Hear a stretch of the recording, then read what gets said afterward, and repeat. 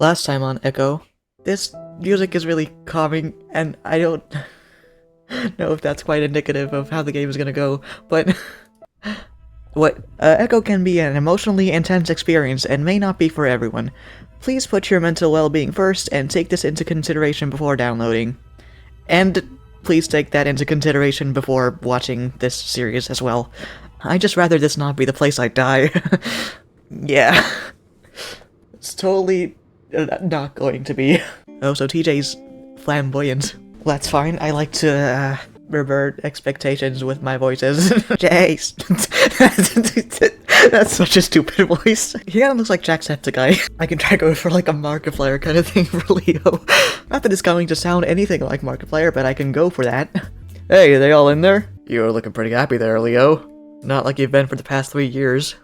I furrow my brow in confusion and look up at Leo. Oh god, he's the Sayori of this visual novel. Oh, that's cute.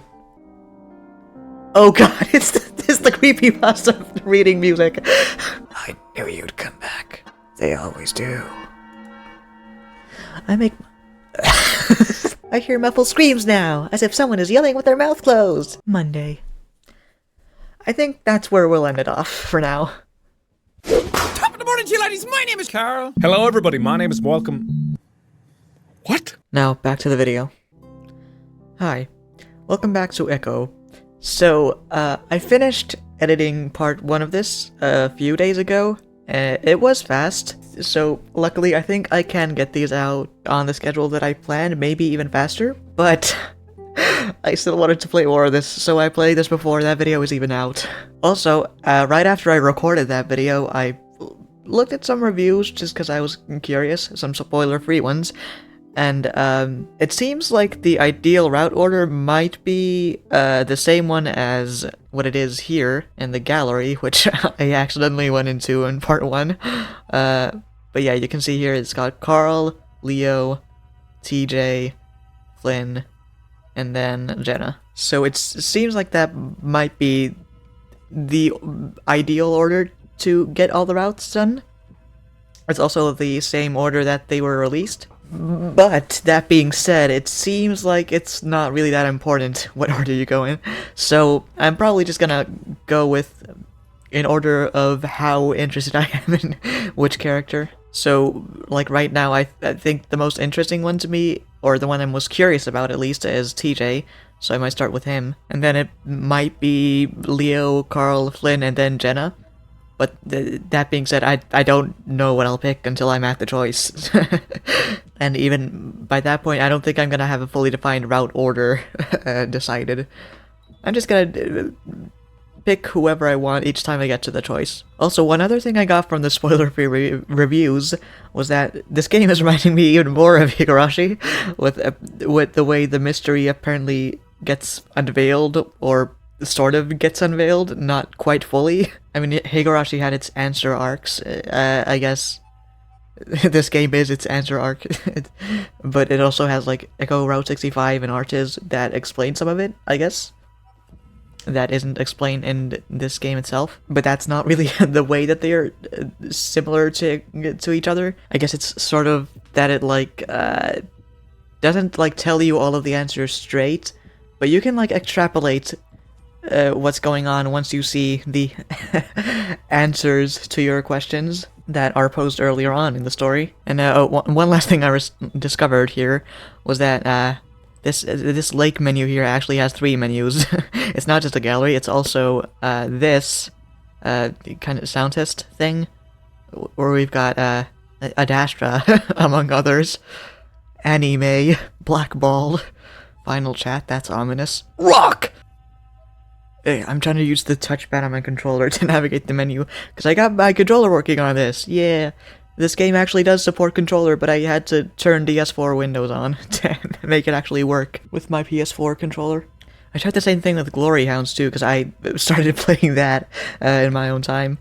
I think, and then I stopped because I felt like it was also a good series to do a video on, which I wasn't expecting when I started playing it, but that game, the controls just worked immediately. I didn't have to turn on PS4 Windows.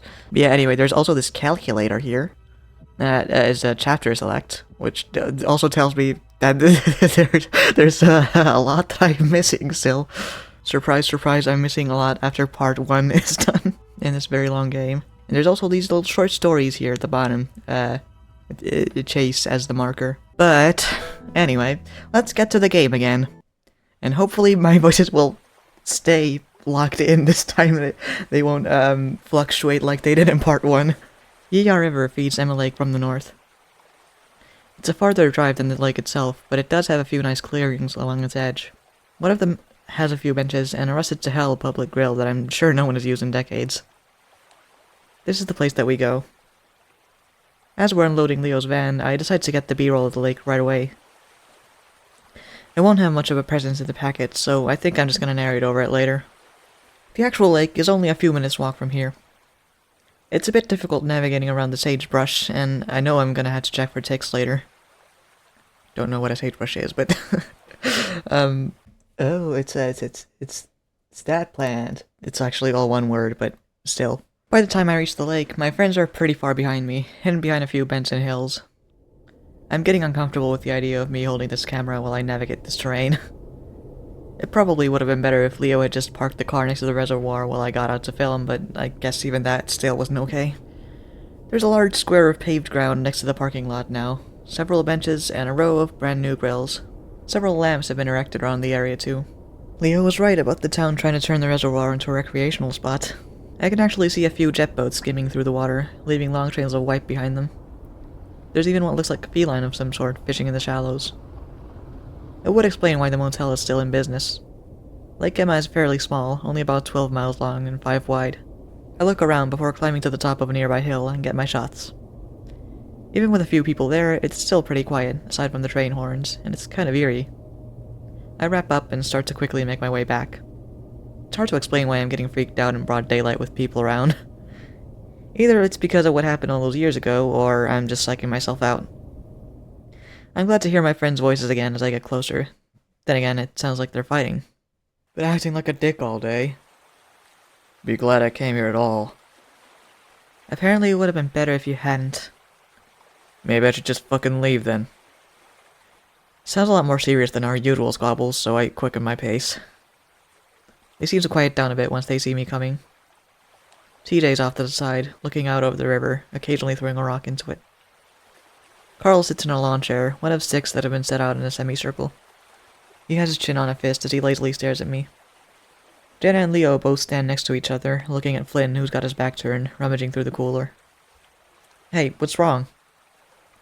Leo sighs. Nothing. You got your film? Yeah, got it. The silence is still awkward, and I have no idea what the hell to do with myself. I finally realize that I'm still holding the camera and decide to put that away. Hey, I'm gonna go for a quick swim. I haven't been in water in a while. When we first got here, I was completely disappointed to find that the motel didn't have its own swimming pool. Being an otter, I usually like to swim at least once a day, if not more. It's been 3 days, and I'm feeling antsy as hell for it. Flynn finally turns around, a beer in his hand as he cracks it open. It was true that he'd been acting a bit strange today. He'd held the entire trip up by a few hours, and when he'd finally shown up, his eyes were bleary and he seemed sluggish, like he'd been up all night. When we'd asked if he was alright, he brushed us off. Yeah, thanks for the help setting up, Chase. You're about as useful as this fat ass here. He swings the paw holding the beer at Carl. Flynn, so enjoy that swim while I set everything out. Yeah, I will. Make most of that diet while you're at it. I've had it with Flynn. He's starting the trip with his need to be an asshole. Go fuck yourself. I ignore him as I strip off my shirt and head to the riverbank. I've had TJ on the shoulder as I pass him before slipping into the water. We're currently in the middle of a drought that has lasted the past 3 years, so the water is low, only about 10 feet at its deepest. It's enough though, and god, it feels good. It's spring, so the water is pretty cold. I swim back and forth a few times before finally diving in. Ooh, that's nice. This is, triangle, yeah. Eventually, I settle on drifting to the bottom, laying and gripping onto the rocky floor as I stare up at the shimmery light above me. I feel a gentle current run over my body. It's nice to be away from all that tension above me. I feel isolated, alone, and for now that feels good. Only I could really come down this deep, the others not being able to hold their breath as long, or being too little. I remember when we were younger, I would give the others rides around the lake, able to swim for nearly half a mile and back. Even Flynn the asshole had done it a few times. It was one skill I had that I was proud of, even if it was inherent to my species. It still made me somehow useful, or at least different from everyone else, in a good way. It always felt like the odd one out in the group, as strange as it sounds. Where everyone else has a strong, distinct personality, I was just average. Sometimes I wonder if they were just friends with me because we all had to be when we were younger. Why is it so relatable? I feel like half my commentary here is played through husband voice. It's so relatable. It's weird because I feel like I can't think of much else to say about this game other than just what's happening on screen and obviously the text on screen. This whole trip has kind of forced me to think back on all the memories I have of this place and my friends. They were always doing the cool things, being different, while I just sort of blended into the background. Even then, I wanted to do something to stand out somehow. That's what I'm trying to do here, I guess. It's been out 7 minutes, and I only know that because that's about as long as I can hold my breath. I decide I should go back up and help out, so I slowly let myself float back up towards the surface, trying to stay in the same spot. When I surface, it's pretty quiet. For a second, I wonder if everyone is just gone. Of course, that's ridiculous, and as I come over the embankment, everyone's there. Predictably, Flynn didn't get my food out, so I go to the cooler to grab a sandwich and soda before sitting in an empty chair next to Leo. Apparently it was a good idea to bring lawn chairs, considering the tables looked like they were covered in a year's worth of birchit. Oh, the swim. The stone is bitter and salty. Probably like that water. Or actually, is it sweet water? I forget how that works. Yeah, I don't know. I sucked at biology, okay? I don't remember where water is salty and where it's sweet. I think the sea is salty and this would probably be sweet. Maybe. He's not in his usual grumpy but good-natured mood. He's genuinely unhappy. What the hell was his deal? Amazing. I'm gonna have to come back here again sometime during the week. Oh, that wasn't sarcastic. I was talking about the water. Amazing. I'm gonna have to come back here again sometime during the week. You lizard people don't understand. You hardly ever need water. It always scares the hell out of me when you're down there that long. I'm built for it. Remember when you'd give us rides? That was fun. Remember when you'd always scream like a girl when Chase would go out too far out? Well, hey, I guess I can point out the grammatical weirdnesses. There's two outs here. That's a bit weird. Oh wow, I remember that now. Hey, I've never really liked water. Anyway, Chase would do it on purpose. You know I didn't like it out to a certain point. Carl looks at me. You know what was really cool was when you'd take us down for a dive. Oh yeah, Chase was like our own little submarine. I'm starting to get that otters are swimming clowns vibe again. Still, I kind of enjoy the attention. I mean, that is kind of what you were thinking about just now, wasn't it? Like that's kind of the only thing that sets you apart here. Is your swimming thing, which is kind of Otter's thing here, in this universe, and in ours as well. We'd get you to take us to the bottom so we could look for treasure. Leo makes air quotes around the last word. And, you know, we probably would have found way more stuff if you guys hadn't been dragging me down. I remember when— Are we really fucking talking about this? Everyone turns to look at Flynn. His voice is low and dangerous. There's a chill in the air because we all know what he means. Oh. Yeah, the thing that we haven't talked about yet at all. I was actually feeling pretty good about it at this point, like we crossed a bridge, being able to talk about it for once. Apparently we hadn't. Flynn. No, I'm serious. Do you think it's okay to fucking talk about this when the lake is just a quarter mile that way? You know what, Flynn? I think we should. Isn't that part of the reason why we're here? No! If that were the case, we'd be over there! But we're here! And why is that? Everyone's quiet for a moment. I see TJ shrink into his chair, staring hard at his lap. Flynn, we came here because Chase needed footage. A change comes over Flynn. His face darkens, and everyone senses it. Oh god. New music. Flynn turns to me, and it takes some effort not to flinch back. Yeah, and why's that, Chase? You gonna put that in your fucking documentary? No! Emma Lake is an important part of Echo's history. Just what? Flynn raises his brow ridge at me, and finally I just lower my eyes. This is a stupid fucking idea. You know what, Flynn? If you'd be a little more open, tell us what's on your mind. we'd be able to avoid a lot of this kind of stuff. Oh, you want to know what's on my mind? Flynn swivels and marches up to Carl. Alright, let's start with you. You're fat, lazy, no motivation, no future. What the hell are you planning on doing with your life? Sit here, waste away in Echo, mooching off your parents until you're dead? Carl stares back up at Flynn impassively, though he hunches in on himself a bit further. Flynn, don't do this right now. And you, thinking you're better than everyone else. I can tell you think everyone in Echo is trash. Just because me and the others haven't left, you think we're lower than you. Just because we don't have an education, we're a bunch of retards. Yeah, well you left your whole fucking family behind without even saying goodbye. You know...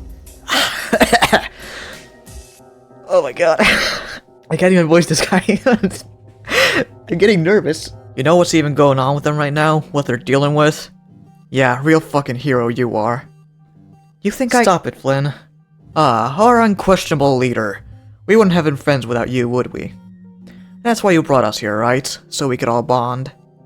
Or, wait, was it just because you wanted to get into Chase's pants? Leo's ears fall flat. Probably. You've been a mess ever since he left, so let me be the one to tell you. It's over. It's fucking unhealthy. You're obsessed with him.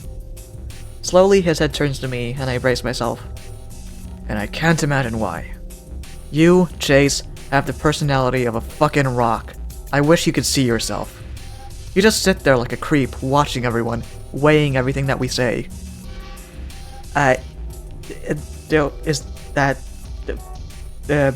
Do most people not weigh things people say? I mean, I get I'm quiet, but like, come on. If you're saying stuff, I might as well weigh it.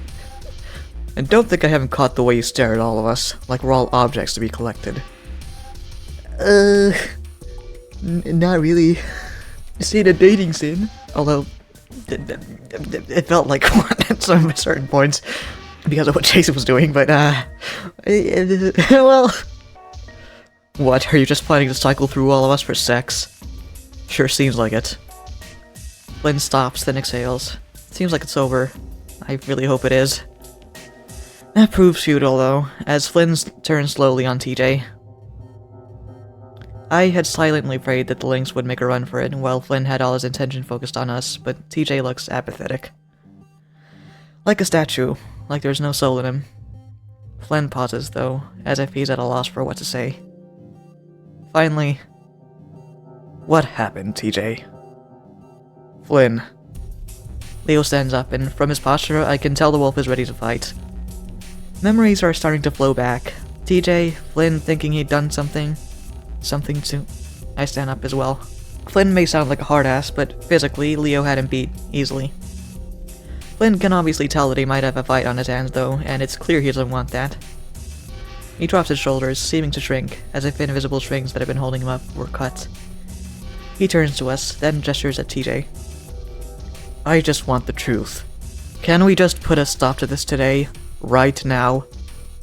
I don't think you know how much of a nightmare this has been for me, not really knowing. TJ? TJ stares up at Flynn, muzzles it grimly. What happened to Sydney?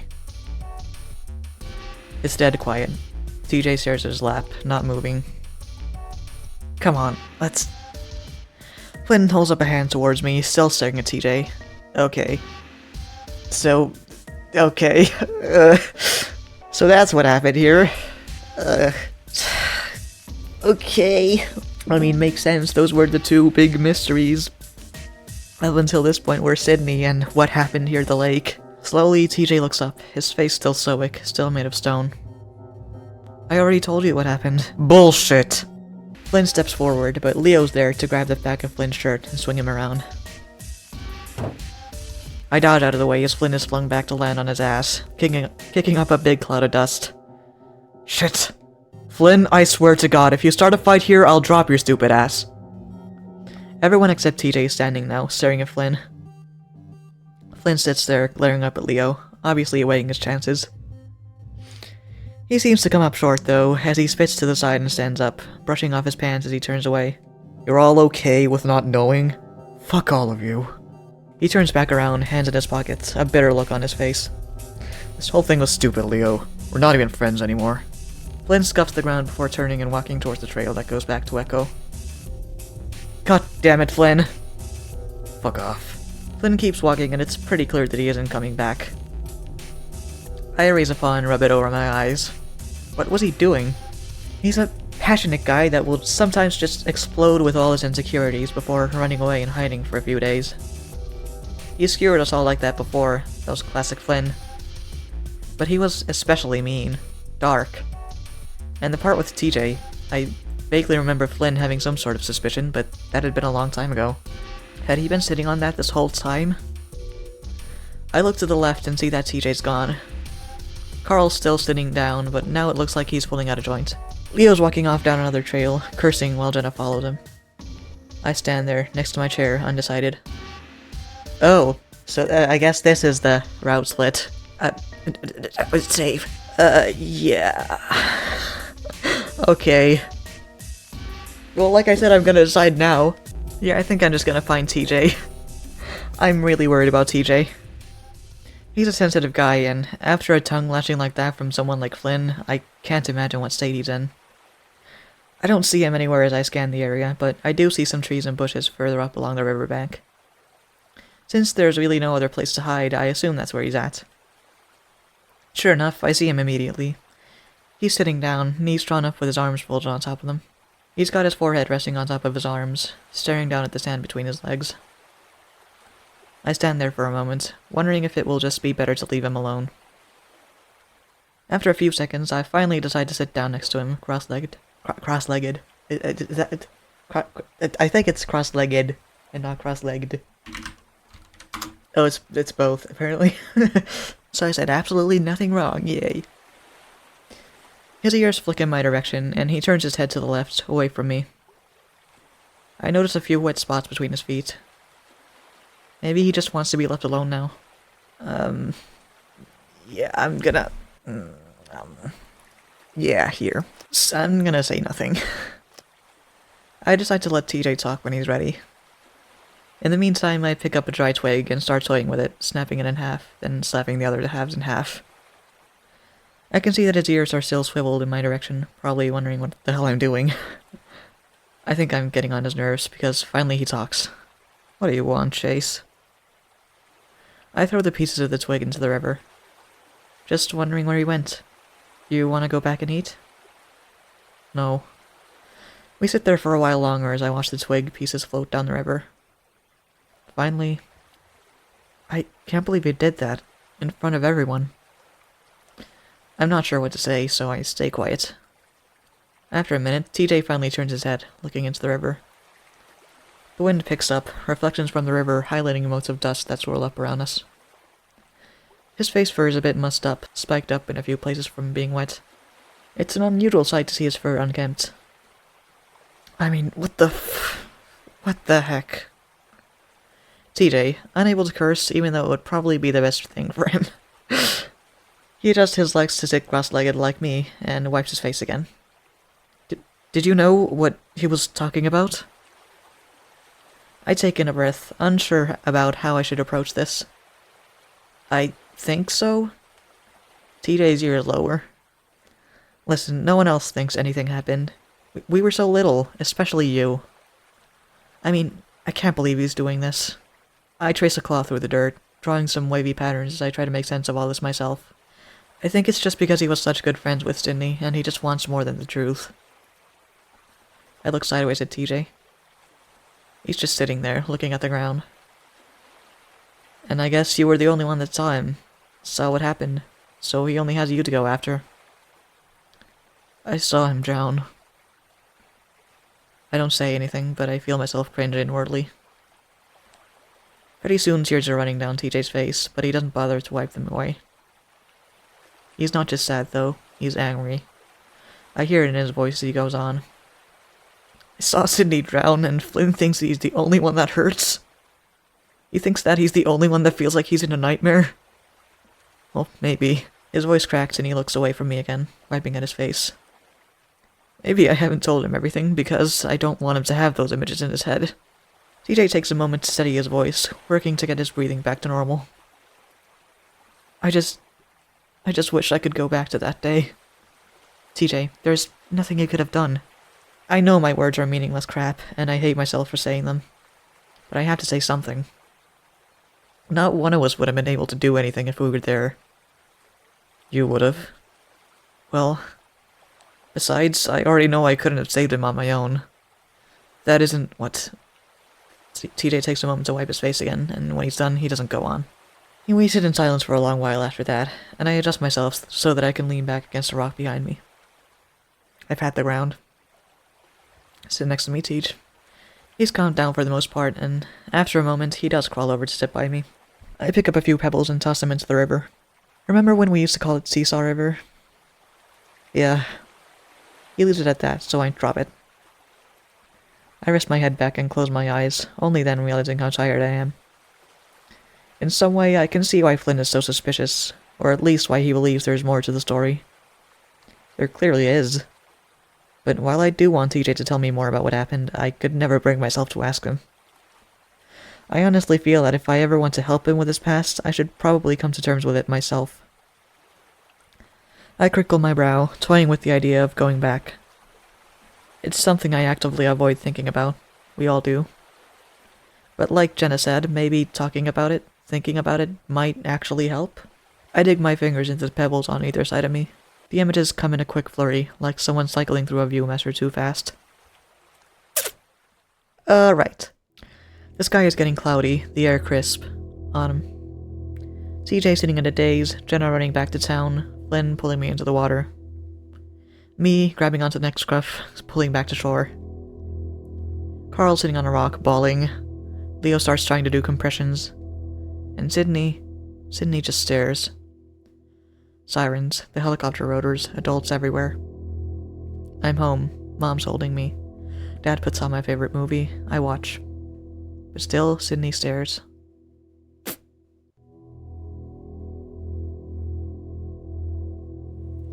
I open my eyes again and the world is blurred. The light reflecting off the river makes me squint. I rub my eyes with the back of my paw and it comes away wet. My chest hurts, and so does my head, throbbing and buzzing. I look over and luckily for me, TJ is leaning back with his eyes closed like I was. If revisiting that day is so horrible for me, I can't imagine what it's like for him. I decide right then and there that I'm not going to press TJ on what happened. If he wants to tell me more, he'll do it on his own accord. I don't think I would trust that, but yeah, I'd say it's not worth pressing further, at least right now. I kinda want to swim again, but at the same time I don't. That day really fucked up my view about water. He's ruined the whole trip. TJ speaks suddenly, and I look over at him. Flynn? No, he hasn't. TJ does finally look at me then, and I'm struck by how disheveled and sad he looks. I feel anger bloom in my chest, all of it directed at Flynn. What a selfish prick, thinking he had the right to ruin everyone's good time just because he felt like shit. If he were here right now, I'm pretty sure I'd punch him right in the gut. Listen, we don't all need to hang out to have fun. We had fun at the park with just you and me and Carl, remember? If Flynn wants to be a douchebag, then let him. We'll do our own thing. TJ sniffs, and I see his tufted ears perk up a little. Didn't you want to go hike the trail? He smiles at that and looks at me. You didn't want to hike, I could tell. I grin. That's 'cause it's so friggin' hot. But seriously, we didn't come here to lay in a motel all week.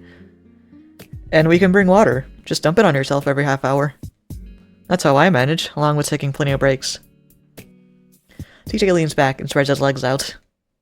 I can see he's starting to get excited at the prospect of hiking, and that makes me feel better. Well, if you're able to do it, I guess I shouldn't complain. I look over his fluffy form, which, by itself, is enough to make me sweat even more than I am already. You know, I always thought you'd go back after you graduated high school. The Great White North. I say it dramatically, nodding upwards as if that's where it is. I mean, on the map it is. Your parents did. TJ's family moved to Echo when he was only 6 from a small town called Wasatchua. Okay. Reminds me of, like, Saskatchewan? Sounds a little bit like it. Wasatchua, Saskatchewan? His dad got a job in Echo to survey the land, or do something with wildlife. I can't remember exactly what it was. Oh well, I don't really remember it, but I might after I graduate. They have some things up there that sound really nice. Free healthcare? That I guess. And snow. For a moment, I wonder if snow is to a lynx as water is to another. A lot of snow did sound kind of exciting to me, though. Here we'd be lucky to see a single dusting of it a year. So, you're serious about hiking with me? Of course! I'm gonna bring some of my equipment, too. I think I want to get some shots of the canyon.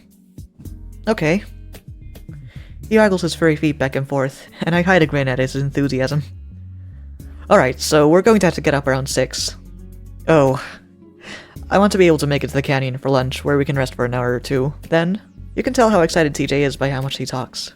Well, if anyone's good at planning things out at a ridiculously meticulous level, it's TJ. We sit there for another 20 minutes or so, and just talk, mostly about school and what our plans are once we graduate. I promise TJ that we'll meet up again before I do. Graduate, I think. Reading comprehension is not great right now. Well, then again, I'm in my average state right now, so I don't think it's ever great for me. I mean, we did have a reading comprehension test in our, what are basically the Finnish equivalents of finals in high school, our matriculation exams. It was like reading comprehension in Finnish, and one of the assignments in the test was to analyze like an Edgar Allan Poe novel, not a novel, but like short story, and I started with that because I was like, that sounds cool, and it took me like 4 hours to do, and like I only got like 4,400 characters of text in there, which was less than the recommended amount. Anyway, that's when I get a text from Jenna asking where we are. I stand up, brushing off my pants before reaching down to help TJ up. That's not what I meant to do. Well, we better go back. Guess they're all wondering where we are. When we get back, everything's packed up and in the van, along with Carl and Jenna.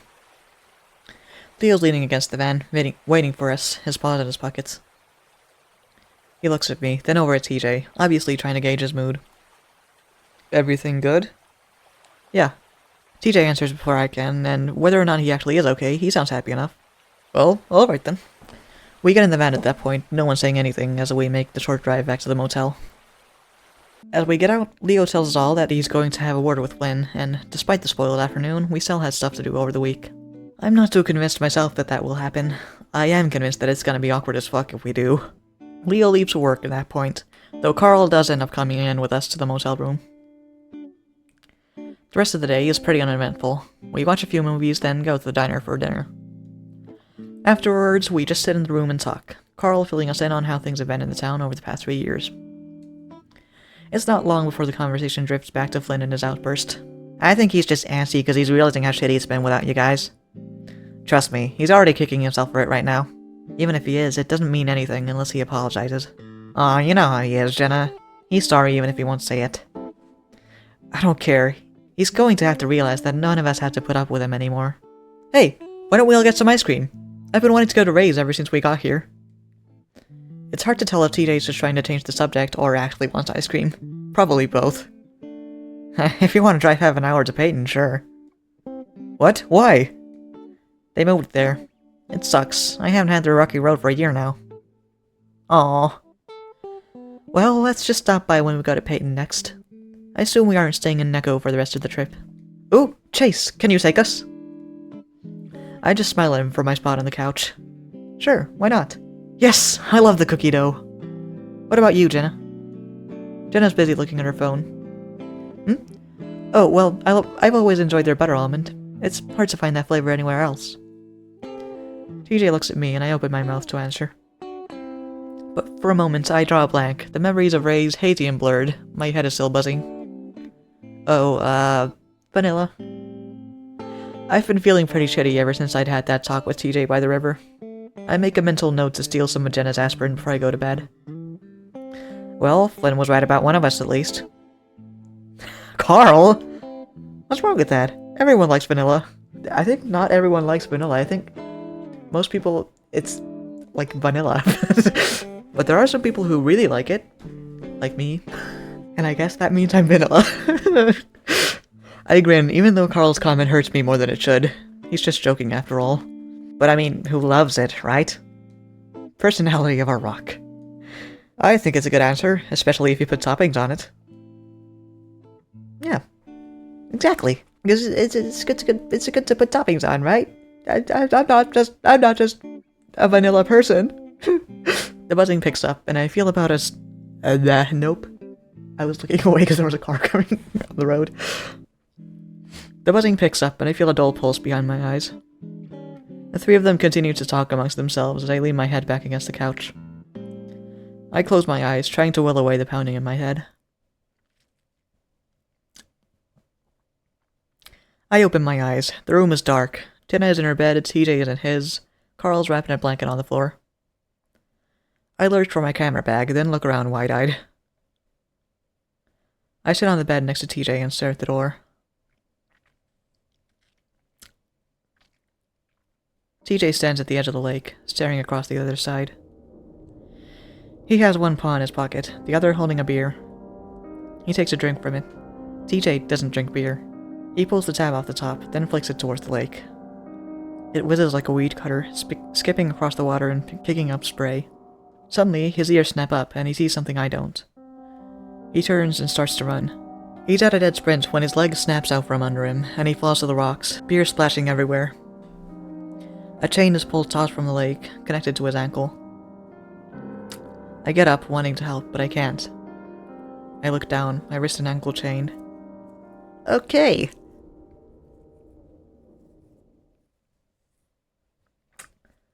So at least the both of us are tied to Echo, I suppose.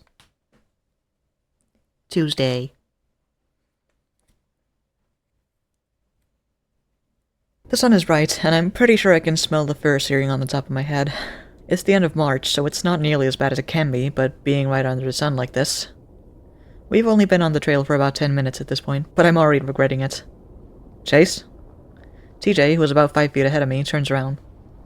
It's at that point that I realize he's said something, and I have no idea what it is. Everything okay? Yeah, sorry, what did you say? He looks concerned and walks back towards me.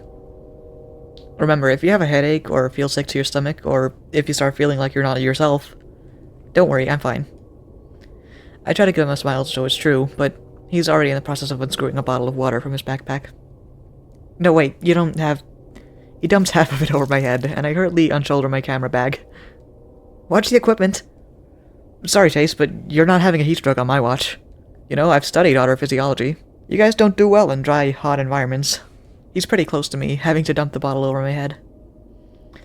I keep holding the bag away from my body while I look down at him, water dripping from my whiskers. Otter physiology? Yeah, it's like your body. It's parts and what they do. It's a little awkward that TJ knows how my body works for some reason. Is it? Huh, so like, you've studied all our parts? The attempt at humor is weak in the first place, but I realized too late that I'm talking to TJ, and that he probably wouldn't have laughed even if it was funny. He looks a little taken aback.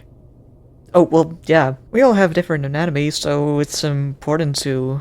He trails off, and I can tell that he's blushing. He frowns at me. Are you making fun of me? What? No, I was just trying... He turns away suddenly and starts back up the trail. We should keep going, it's an all-day hike. I follow him quietly. It's hard to judge the type of expression he just had on his face. It wasn't exactly angry, more flustered. I'm pretty sure it's because he knows I like guys. Even in college, my straight male friends get uncomfortable when I joke about sex, like they think I'm coming onto them. Yeah. TJ's never told me how he feels about my sexuality. In fact, I know nothing about his sexuality.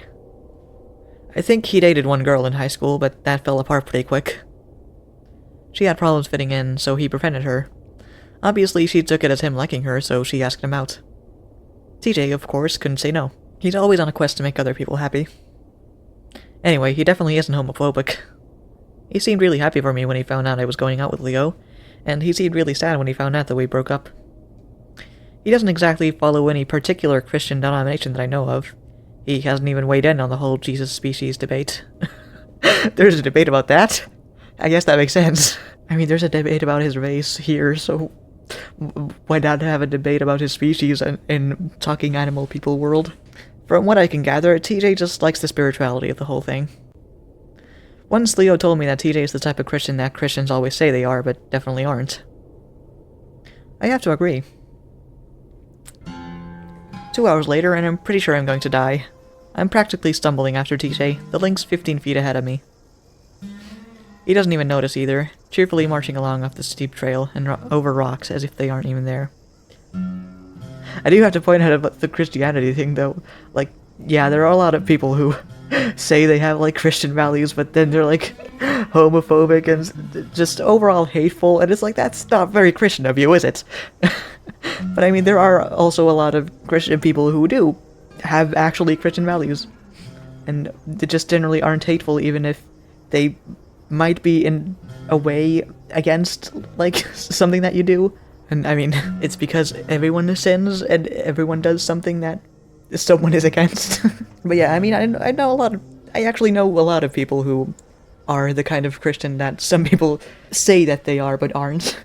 And TJ does seem like that type of guy. I'm dying, literally dying.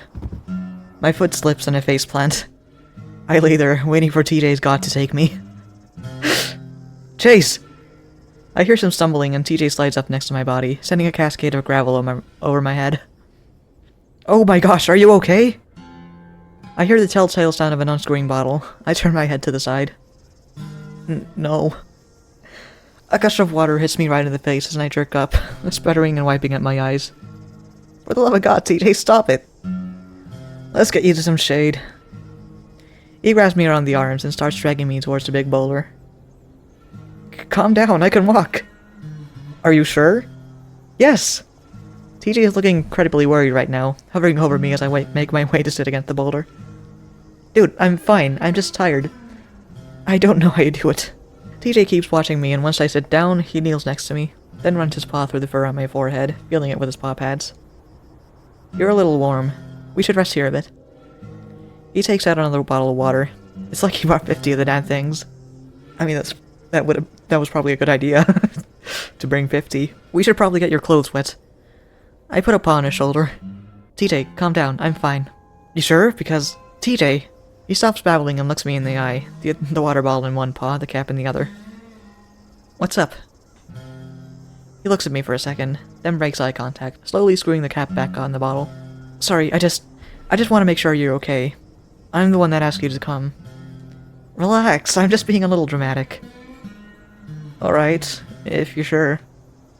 I am, but I could use a drink. He hands me the bottle. Good idea. Have you been making sure to drink a lot? I have plenty. Yep, my piss is crystal clear. TJ's muzzle quirks as I take a long draught of water from the bottle. Which is probably something I should do as well. I don't think I'm feeling as horrible as Chase is right now, but all this reading is not doing good for my throat right now. At least not without some water. I can't but burp. You know what? I think it's because I'm starving. What are we gonna eat? Not yet. We have to make it to the top first. I have some granola bars, though. Ew, dude. I'm hungry for real food. It is real food. Anyway, it'll be so much better if we do it at the top. Besides, this is the hardest part, and it's almost over. It's all downhill after this. Literally. I can tell he's getting anxious to start moving again, so I take one last gulp and get up. I don't get how you're so damn unaffected by the heat. Oh, I am. I'm just keeping wet. You are unaffected? I feel like that's not exactly what was meant with this line. While he talks, he starts pouring water onto his shirt. It sticks slick to his torso, showing off his tight chest and flat stomach, his navel a dark indent through the fabric. I make sure I don't stare too long, not wanting to make him feel awkward again. And prove Flynn right. Either way, I can feel my crotch area getting a little tight. Being in a hotel room with two other people didn't exactly give me much time to relieve stress. Maybe my straight friends did have reason to be wary. I keep my eyes focused on TJ's. I guess it's how you can keep moving like you do, here in the middle of the desert. Well, I run a few miles on the track every day at school. Jeez. We start up the trail again, TJ's sticking by my side now. I feel bad about holding him back, but at least now it's less likely I'm gonna eat shit again. We did it! TJ looks over the view as I stagger up behind him. I'm not as beaten up as I was earlier, but my legs are really starting to kill me. I lean over with my paws on my knees, panting. Swimming is definitely a better way to work out. TJ turns on me abruptly and I straighten up, smiling. He holds up both his paws, grinning. High five! I slap them with gusto and TJ laughs, pulling off his backpack and sitting down on a rocky bench. I look at it, a little confused. What's this? A rock bench! It's always been here. I think some seniors from the old school made it, see? He scoots over, pointing at the back, and I look closer. Etched out in large letters and numbers, it says Echo High, Class of 59. They used to paint the year on the crayon, too. You can still see some of them. Sure enough, I see some white lines on the crayon wall. A 52 here, a 72 there. The school closed after 1980, so I assume there's nothing after that. I sit next to him and lean my head back, closing my eyes. While the hike had been a massive bitch, I still don't regret coming. Not just for TJ's sake, but also because there's something nice about being isolated like this. Like we're the only people on Earth. I feel a weight fall on my lap and look down, expecting to see a tasty sandwich. Instead of a granola bar. Instead, I find a big fat hairy tarantula. I freeze as my brain processes what's going on. I scream and take a swipe at it, at the same time doing a sort of spastic dance to the right. Are tarantulas venomous? I can't remember. Cause we don't have venomous spiders here in Finland. Okay, well, tarantulas have venomous fangs, but they're not deadly. Their bites really hurt. Oh, and some of them cause hallucinations. That's nice. But I mean, Wikipedia described it as no worse than a wasp sting for like most tarantulas, I think. Which doesn't tell me much because a wasp sting is a lot. I mean, it's not deadly, but it really sucks. I slide off the bench and onto the ground where I roll several times to get away. Holy fucking shit, son of a bitch! I roll to my feet and stumble back further away from the bench, eyes scanning the ground for the giant-ass spider that is sure to be after me. That's when I realize TJ is laughing. Chase, calm down. He holds up the giant spider, its frozen rigidness telling me what he couldn't finish. Fake? Oh. TJ's still laughing, but I'm still hugging myself, shivering and flinching every time I see something spindly. I'm shocked, but not because of what just happened, but because TJ did it to me. Fucking TJ. Feeling betrayed, I glare at him as he beckons me with a paw, wiping at his eyes with the other. I'm... Oh my gosh, I'm sorry. But Jenna made me promise her that I'd do it. That figures. Jenna is the type to always play pranks, and yeah, I hate to say it, but it's because she's a fox. Okay.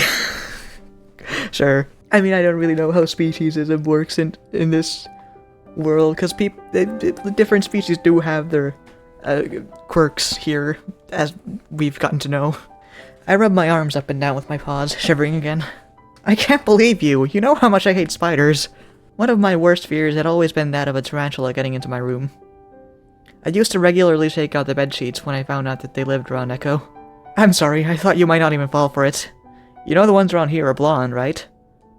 Yeah, TJ, that's the first thing that comes to my mind when I find a fucking spider on my lap.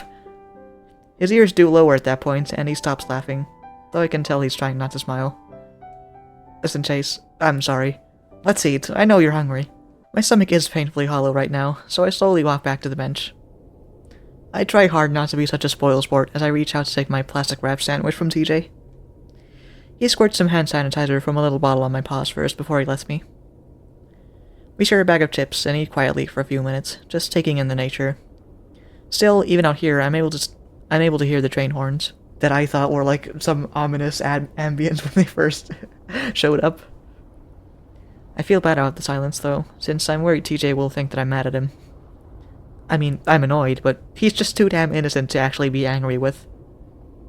The sun's beating straight down on us at this point, and it's uncomfortable feeling my semi-damp shirt rubbing up against my fur.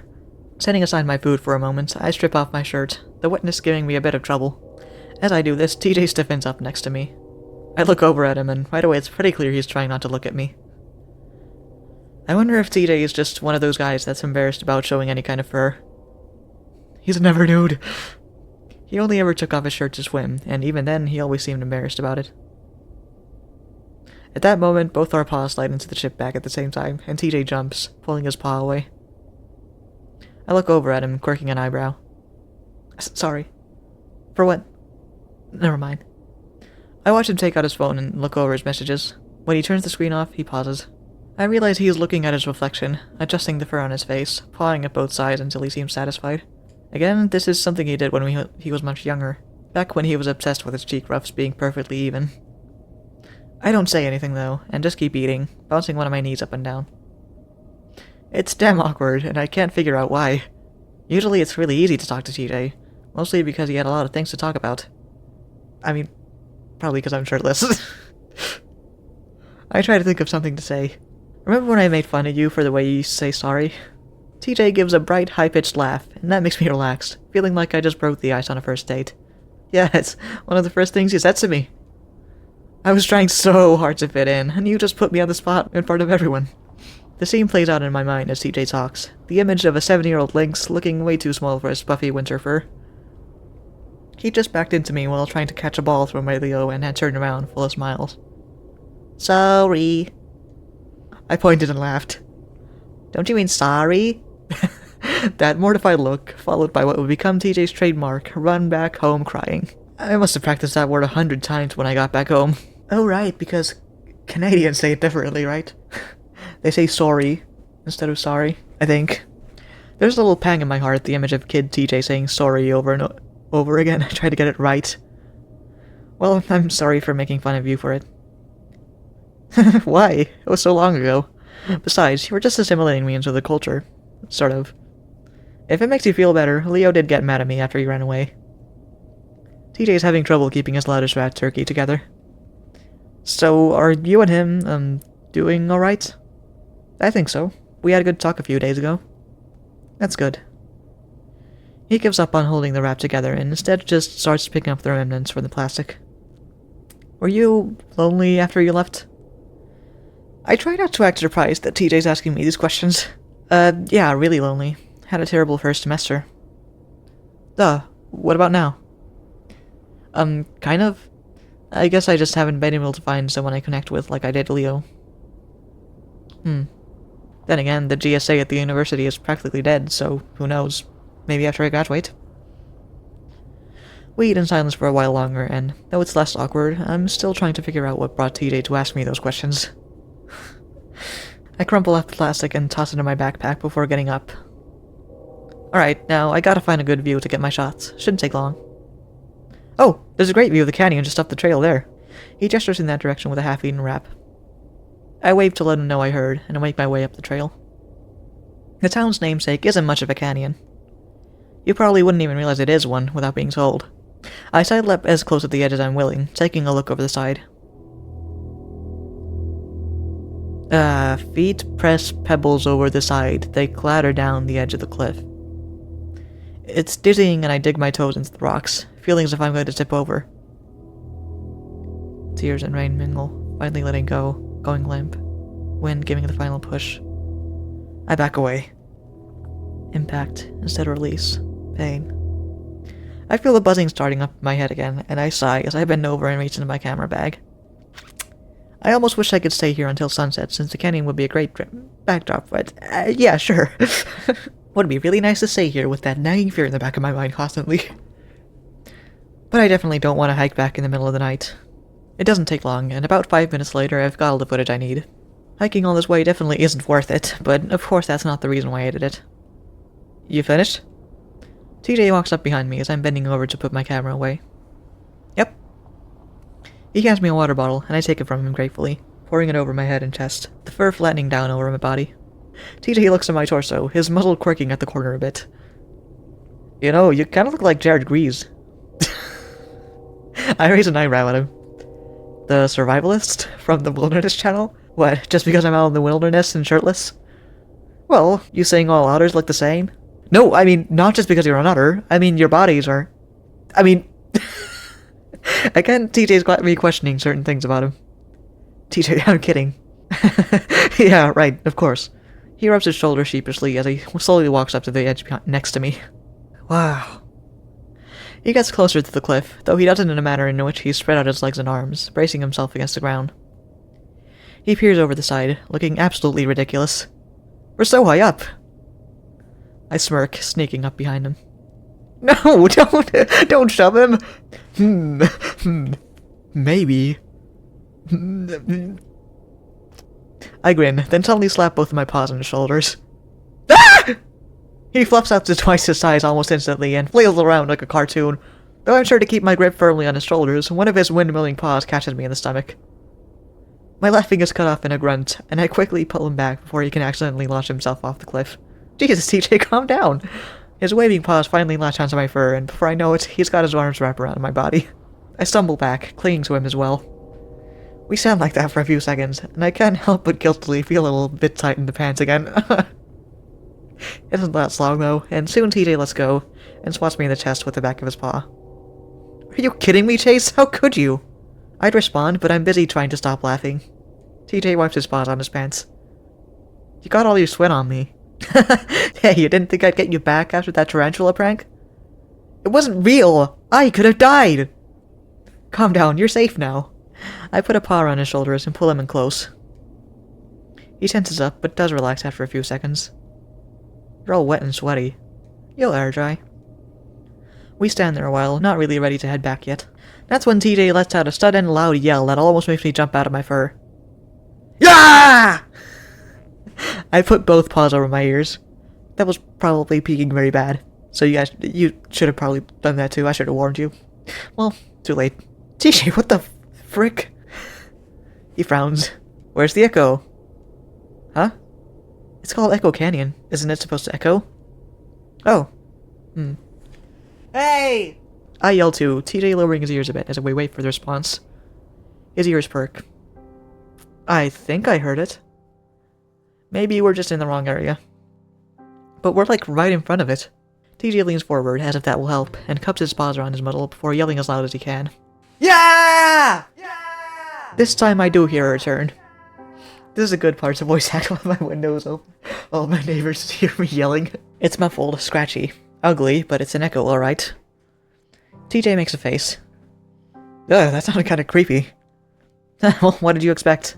Everything's crappy here, including echoes. Again, we're answering the raspy, ugly response, my voice twisted and distorted. Okay. Seems a bit silly to name the entire town after that. I think it fits. I grunt as I sit down, spreading out my legs with a sigh. TJ does the same, except with his legs crossed. You really hate this place, don't you? He looks sideways at me. You don't? Of course not. All of my best friends are from here. I mean, some of it is bad, but why let the bad taint the good? I make a non-committal grunting sound. I wish we all could have come up here. He really does look disappointed, and I feel bad about that. What, I'm not good enough? TJ giggles. I really am glad you came. It means a lot. It would have been pretty lonely otherwise. I look over at him, and he's looking me right in the eye.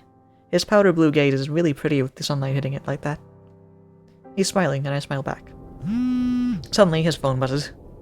He breaks eye contact to adjust his sitting position so he can get it out of his pocket. I'm surprised I'm surprised we have reception this high up in the mountains. Although I guess being high up is probably good. Probably Jenna checking in on. I turn to look back at him when he goes quiet. He's furrowing his brow at the phone, as if trying to figure out what it says. Everything alright? Slowly, his face relaxes, but now his expression is dull, his eyes glazed over. TJ? I start to lean sideways to get a look at what the message might be, but TJ quickly shoves it back into his pocket. Nothing, just a long message from my mom. I can tell right away he's lying, which is fucking crazy, because I don't think TJ's ever lied to me, at least not so easily. Is it bad? No, just something about when I came home for the summer. Oh, okay. It's weird because I know he's lying, and he probably knows I know he's lying, but still, here we are, playing along. He stares quietly at the canyon for a few seconds, then stands up, brushing himself off. Alright, let's go.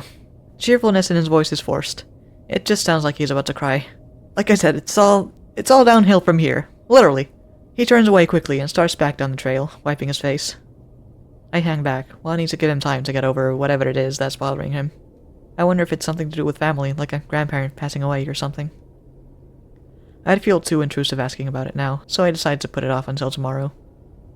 The hike back is, like TJ said, literally downhill, so it's way easier than coming up. TJ's still a little overbearing, making sure I have water and dumping a few unsolicited bottles over my head. Even then, he's still acting a bit detached. I try to stay upbeat though, and since TJ's never been one to sulk for long, I get him warmed back up pretty quick. By the time we get back to the car, he's in a talkative mood again. So I'm thinking we get Jenna and go to the diner for dinner. Sound good? Sure, I'll text her. I reach out to turn on the radio, then I remember where we are. So now that we've got hiking out of the way, what are we gonna do for the rest of the trip? We've got like 3 days left. Oh, 3 days. Okay, right, we don't have the weekend. TJ rests his elbow against the door, tugging at the fur on his chin. Well, there are more trails than just that one. We could hike those too. I cringe inwardly at the thought of more hiking, but I don't say anything, and I'm pretty sure TJ knows I'm not into it. But you still need to do stuff for your project too, right? I could help you with any research you might need to do. Maybe. It's pretty boring stuff. Well, the work, yeah, but hanging out together would make it fun. I grinned at his eagerness. Well, alright, but I warn you, it's a pain in the ass. I mean, butt. TJ smirks at me. Chase, you don't have to try so hard. Anyway, I just want to help. Turns out, Jenna just walked from the hotel to the diner, not really wanting to wait for us. Me and TJ step inside, greeted by the smell of what you'd expect in any diner. Burgers and fries. I'm flooded with old memories. It's a place that I'd gone to eat every weekend for over 10 years of my life. I smile despite myself. While I complain a lot about Echo, this place held incredibly happy memories, most of which involved my 5 friends. We see Jenna right away as she steps out from a booth next to the door. Hey boys! Hey! Sup? We make our way over to the booth, TJ sitting on the opposite bench while Jenna steps back to let me pass and sit next to her. She wrinkles her nose as I do. Phew, maybe you should have showered before you got here. Thanks, Jenna. TJ probably smells too. Nah, he smells fine. Of course he does. Thanks, Jenna, and don't blame Chase. Otters are, naturally musky. I decide not to say anything, and instead pull a menu out of the metal holder and flip through it. The table is greasy, so I try not to lean anything on it. So, did you guys have fun? Yeah, made it all the way to the top. We did it faster than I thought we would, actually. Did you know... Yeah, he really freaked out. I knew it. Did you film it? No. What? That's the reason you pull pranks. Why didn't you film it? I forgot. I glare at the menu. Shouldn't let her corrupt you so easily, TJ. I try to think of some Satan metaphor that I can use, but that's when the giant plastic spider lands with a smack on the top of the menu I'm looking at. Ah! I can't help myself and shove the menu and spider away from myself to fall over onto TJ's bench. I look up, and Jenna's filming me with her phone, grinning. Stop it! I half-heartedly grab at the phone, but Jenna easily pulls it away. Oh my word, is that Chase? Oh, her. Okay. Oh my word, is that Chase? I just made it slightly higher. That's fine. I look up to see the middle-aged coyote making her way from the back kitchen and around the corner. And around the counter. That's not a good voice for her at all. Hi, Janice. Oh my god, okay. just change it. And Jenna and Tobias, too. I smile politely, only now realizing how loud our bantering must be in the small diner. Now what in the world are y'all doing back here? Thought we wouldn't see you again after your graduation. I've known Janice as long as I can remember, her having always worked in this diner. In fact, she started here when she was about our age. Just like most of the town, though, once you're comfortable, you don't move much. Chase is filming the town for a school project. We decided to make a little reunion out of it. Well, isn't that nice? I'll bet Leo's mighty happy. He's been talking non-stop about you three since y'all left. Yeah, he pretty much organized the whole thing. Janice suddenly makes a face. Phew-wee, it's ripe over here. My face burns and I sit harder on my tail, staring at the menu. You know, I think Duke sat here. Forgot to spray the scent neutralizer. You know how weasels are. I feel Jenna stiffen up next to me, but thank God she doesn't say anything. Yeah, anyway, how have you been, Janice? Janice leans her hip against TJ's bench, clasping her paws and leaning an elbow on the back of it. Oh, can't complain. You haven't missed anything, trust me. Actually, I've been meaning to do a little spring cleaning. Oh, looking forward to it. My back doesn't bend like it always did. All the small town smog talk niceties and speciesism is starting to make me zone out when suddenly TJ pipes up. We'll help. Janice beams. Well, you know I could never ask that of you, especially while you're on vacation. TJ chuckles. Actually, me and Chase were talking about how we had nothing to do. I think it's a good idea. I can see from Jenna's tight smile that she's feeling exactly the way I am. TJ and his goddamn need to be a good Samaritan. Oh, Tobias, you're an incredible young man, you know that? Just want to be of help, ma'am. When can we come over? Oh, I don't know. How does sometime tomorrow evening sound when it's nice and cool? Sure. Well, thanks again, Toby. You're really one of a kind. TJ beams up at her, then at me, then frowns as he sees the look on my face. Now, what can I get for you? After Janice takes our orders, she bustles off back to the back, leaving me and Jenna to glare at TJ. TJ, at first, pretends he doesn't notice and starts to adjust the salt and pepper shakers, trying to place them evenly between the menu holder. That was nice seeing her again. We don't say anything. Finally, the tension becomes too much, and he gives up on the salt and pepper shakers to look up at us. What? You know exactly what. We didn't come here to clean up Echo's mess. Speaking of which, Jenna reaches past me to grab a towelette and starts wiping our table, wrinkling her snout. Disgusting. There's no harm in helping someone. Chase, you told me you didn't know what else we could do. TJ starts to doodle on a napkin with one of the coloring pencils from the pack they leave on tables. Honestly, Tej, I'd rather hike another trail. Please don't. I'm marinating in her honor musk right now. God damn it! Chase! Glaring, I nudge Jenna to slide off the bench so I can get out. When she does, I stomp my way over to the single restroom. I sigh as I let the heavy door ease shut behind me, pressing on the push-button style lock. A quiet coolness is a welcome relief, even if it is a restroom. I put my palms to my eyes and rub them in circular motions, trying to ease the headache that has been building up since the afternoon.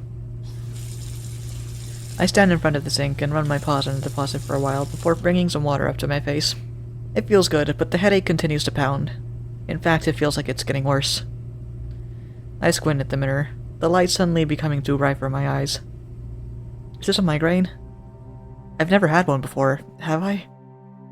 I continue staring at my face, feeling the pressure build. Pretty soon, there's a strange sound in my ears, like a tuning orchestra, and I feel my heart rate pick up. Alright! What the hell? Is this a stroke? Am I having a stroke? Oh. So this is the image that was on the Itch.io page. At that moment, looking at myself in the mirror, my eyes just drop. They move in towards the center of my face.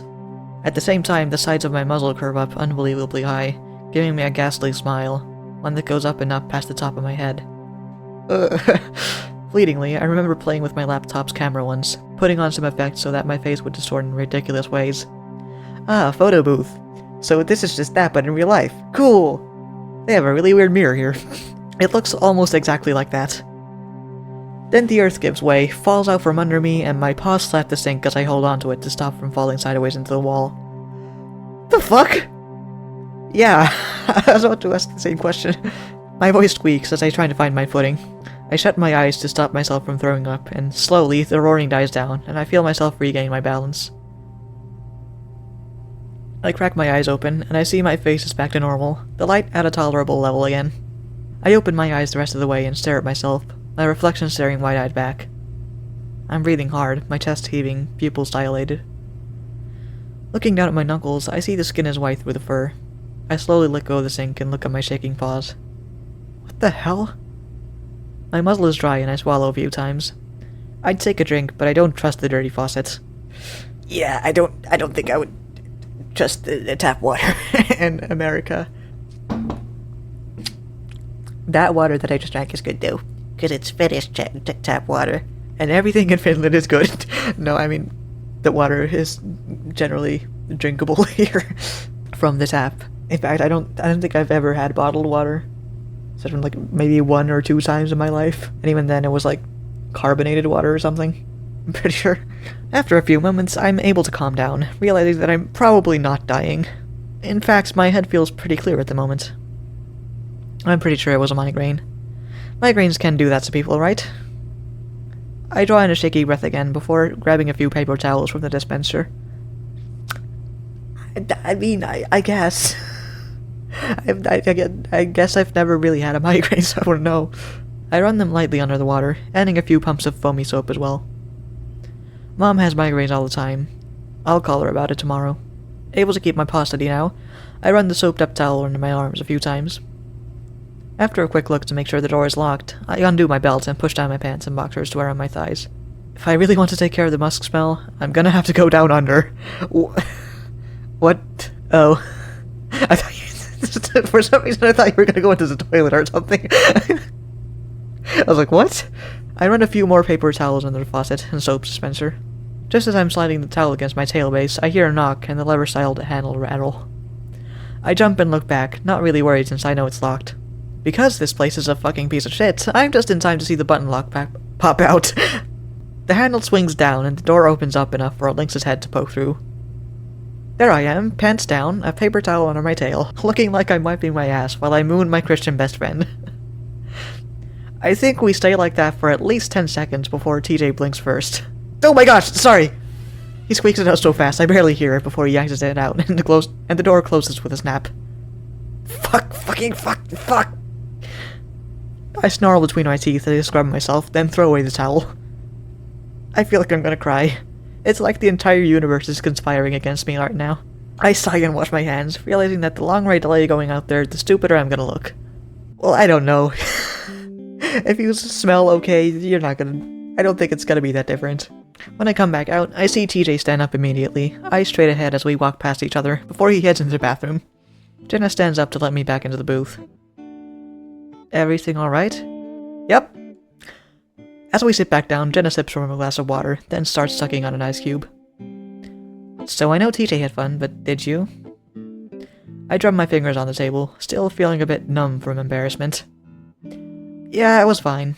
About as miserable as I thought it would be, so no surprises. Honestly, I actually kind of wished I'd gone with you two. Oh yeah? Then I remembered that AC is a thing, so I didn't feel that way anymore. At least you're built for that kind of weather. True. Doesn't mean I have to like it. So what did you do? Sit around all day? I studied for a while, then Flynn and Leo came by, actually. Oh, really? Yeah, they wanted to have lunch with us. Leo was pretty disappointed when he found out you weren't there. They brought a bunch of presents for Carl and had me choose which one I wanted to give him. How thoughtful. Jenna shrugs. Anyway, Flynn was pretty quiet. She doesn't say anything more, so I press her. Oh? Yeah, just kind of subdued. I guess he might be feeling sorry? I don't know. Well, here's hoping he comes around. Anyway, they're planning a surprise birthday party for Carl. Isn't that not for a few weeks? Yeah, but we want to have it while we're all here. Jenna drags a drop of condensation around the outside of her glass for a moment. Just between you and me, and don't tell TJ this, because I told him I wouldn't tell you, but he said he was really glad to have you along. He says you're what he misses most about this town. Really? That kind of surprises me. We were really good friends, but to say I was what he missed most? I look outside. Again, the sky is painted red, orange, and what almost looks like purple. Yay! I'm not totally vanilla, people like me. I guess I might still be vanilla, but people like me. He do this so I could see what happened when he pranked you, to make up for not recording it. I look back down at the table as Jenna slides over the napkin TJ had been doodling on. A stick figure with a thick tail, I assume me, is lying on the ground, his mouth bigger than his face as he screams. Next to him is a giant spider. Standing over them both is a stick figure with big, tufted ears, I assume TJ, with his thick arms put up over his face, clearly feeling guilty. Cute. Isn't it, though? Despite my sarcasm, I really do think it's cute, especially the TJ figure. Shit. What? Forgot my purse.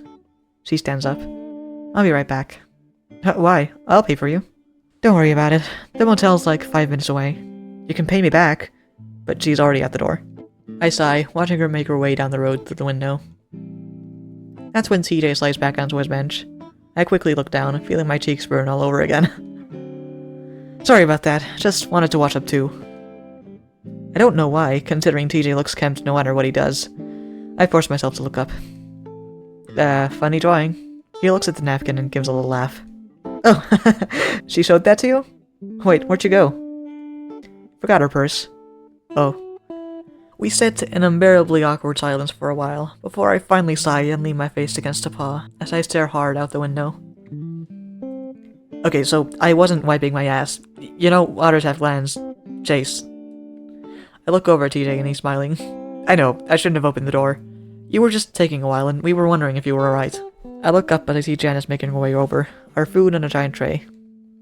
I guess it's really the lock's fault. Oh, having problems with the restroom door? Make sure it's jammed shut real tight. Should lock then. Thanks. As the plates are set down, I'm faintly surprised at the portion sizes, not used to getting this much in the city. Janice immediately bustles off to another customer. And you know, I look up from my giant sandwich and fries, grabbing the ketchup bottle. That was kind of cute. TJ immediately looks down, pretending to read the menu even though we've already ordered our food. I feel like my brows are almost going to shoot off my forehead as I stare at him. What does applewood smoked even mean? Oh no, you're not getting off that easy. Did you just call my butt cute? No. TJ's ears fall flat, and I'm kind of satisfied that he's the one feeling embarrassed right now. I just, like, otters have cute tails, that's all. I snort. Yeah, I can see by the way you drew mine here. Sorry. Don't be. So yeah, I'm testing the waters here. It's been a while since I played this game with a guy, and who the fuck thought the next one would be TJ, but here I am. I mean, I'm not surprised. Well, I kind of am, but kind of not. I mean, I had to look through the images in this game to edit the very last few seconds of part 1. So I saw one picture of them being a little lovey-dovey, but like, also I did not think this was actually gonna be romantic. I keep looking over at TJ, waiting for him to look up. Finally, he does look up at me for a moment, and we lock eyes. I smirk, and he smiles in return, before looking back down. Well, that's something. I sit on a big rock next to the shore. Oh god, creepypasta music. I sit on a big rock next to the shore, watching the tiny waves lap at the smaller rocks. Across the lake, maybe half a mile away, I see my friends, all of them, floating on something. It's my car. They're all in my car. Leo's driving, he's got sunglasses on. Even from this distance, I see him look across the lake at me. He waves, then makes a finger gun, shoots at me, making a clicking sound with his tongue. Flynn sits next to him, head back, sleeping. Carl's drawing on his face. Jenna sits in the back and reads, and TJ. Where's TJ? There he is. He's swimming after the car. Colors fall flat. I feel sticky and sick. Something isn't right. I'm at the canyon again. I'm looking over the edge. TJ's on the ground. He's staring at me. Maggots in his eyes. Okay. Something moved in the bushes next to him. Something. A paw? Is that a paw? It reaches out towards TJ. The lake. I'm staring at the lake, but the day is clear. The sky is blue, and there are things in the water. 5, 6... what? Things float in the water. Bodies. Bodies float in the water. I watch the bodies float, bobbing up and down. One looks really familiar. This isn't right. This isn't me. What is this? Something across the lake. I see something across the lake. There's a tool shed. A tool shed is across the lake, and I see the door open. There isn't a tool shed next to the lake. Something steps out. Okay. Wednesday. Party! Should I go on? Sure, maybe. Maybe I'll do this. I did like... No, I did... I'm pretty sure I did 2 days in the last episode. But still. This might be coming out in, like, a few... more than a few weeks, so... Apparently no one can get in touch with him. Jenna leans back against the dresser, running a brush through the fur on her neck and head, still a little damp from the shower. Did they try his landline? Maybe he just muted his phone. He sleeps in, like, every day. Jenna shrugs. Okay, so... Carl? I'm gonna assume that they have. So no one told him he was gonna have a party? Jenna turns around and leans towards the mirror above the dresser, brushing away loose fur. I mean, it could be a surprise party. Yeah, it's a surprise party, right? I guess. It's just that it's not really his birthday. Jenna sighs. It's just an excuse to do something in this shitty town. I see Jenna glance at the door to the bathroom, as if worried TJ can hear her curse, even with the shower running. I let out my own sigh. Well, I'm sorry I dragged you here, Jenna. I thought it would be fun is all. Jenna finishes whatever she's doing in the mirror and turns back around to face me. Hey, it's not the town I came to see. It was you guys. Yeah, well, you don't seem very happy about that either. Jenna frowns. If I didn't want to be around you guys, I'd have left by now. I have friends in Peyton that could take me to the bus stop. I don't say anything, choosing to lean back on the bed and close my eyes, still tired from the fucked up dreams I had last night. Sorry, I'll stop complaining. I massage my forehead with one hand. It's still the beginning of the week. You've got time to turn this around. I mean, there's like 3 days left, counting this one, right? But yeah, there is time. It's just, I don't think I would say it's the beginning of the week. I mean, Wednesday in Finnish is called keskiviikko, which means middle week. Even though it's not exactly in the middle. I mean, it is if you have Sunday as the first day of the week, but like that's only on American calendar, so I don't really know why we have it like that, but it's really just Flynn. I look over at her. Is he coming? Yep. Leo said he had a talk with him, so... I mean, Flynn gets over stuff pretty quick. I think it won't be awkward if you don't let it be. Jenna looks at the shower door, the sound of the dryer blowing loudly behind it. It's not really Flynn that I'm worried about. The things he said to TJ. I rub my eyes. If it gets to that point, me and TJ will just cut out early and go somewhere else. Maybe Janice's place. I open my eyes to look at Jenna. You going with us? Jenna smirks at me. I think I have some studying to do. Oh, come on. Anyway, what if Flynn has another? She immediately cuts herself off as the door suddenly cracks open. I see one of TJ's blue eyes looking through the opening. The eye widens, and the door quickly closes again. Suddenly, it swings back open, and the lynx comes striding out in just his pants.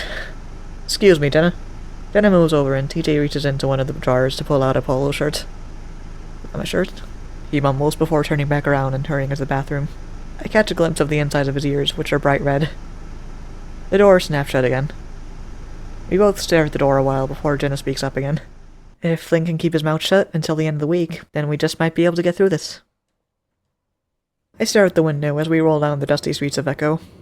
Honestly, it doesn't look much worse off than how I left it. The roads might be a little worse, but I assume that's because they haven't done any maintenance since winter. I'm regretting not letting him know we're coming. You know? He'll be lucky if he even gets his ass out of bed. We'll call him then. And what if he doesn't answer? Leo doesn't say anything, instead focusing back on the road. TJ fills the silence after a while. Well, I don't think it's too weird. It's just like we're hanging out again. Nothing wrong with that. Sure, but making it about Carl is just weird. Maybe if his birthday was like next week? 2 weeks tops. Oh, hush, Flynn. It'll just be like we're hanging out. You acting weird about it isn't going to help anything. The car starts slowing down, and I step out of my daydreaming to look up, knowing that we definitely aren't at Carl's house yet. That's when I see a round canine figure standing further up on the side of the road. She's standing in the dirt that separates the road and the field, in front of a broken and rusted barbed wire fence. And then that's Janice. I look over at Leo, and he seems concerned, his brows furrowed as he carefully steers the car right up next to the coyote. I would like to say that the slight grammatical error tripped me up, but I think it was just me being weird. Because I tripped up there, but I also tripped up at the end. I can see why. She's crouched over, elbows on her knees, staring at the ground. Hold on your window, Chase. I do what he says, struggling a little with the old crank handle. The hell's she doing out here? We come to a stop next to the coyote, kicking up some dust. I don't know. Hey! Leo leans over me and smiles out at Janice, who's still looking at the ground. Everything all... Leo's voice cuts off in a weird choking sound. I look at him confused, then look back out the window and I can't help myself, but I gasp.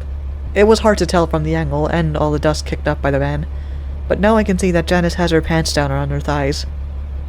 I can also see everything else. I sit back quietly and avert my eyes, looking out the windshield instead.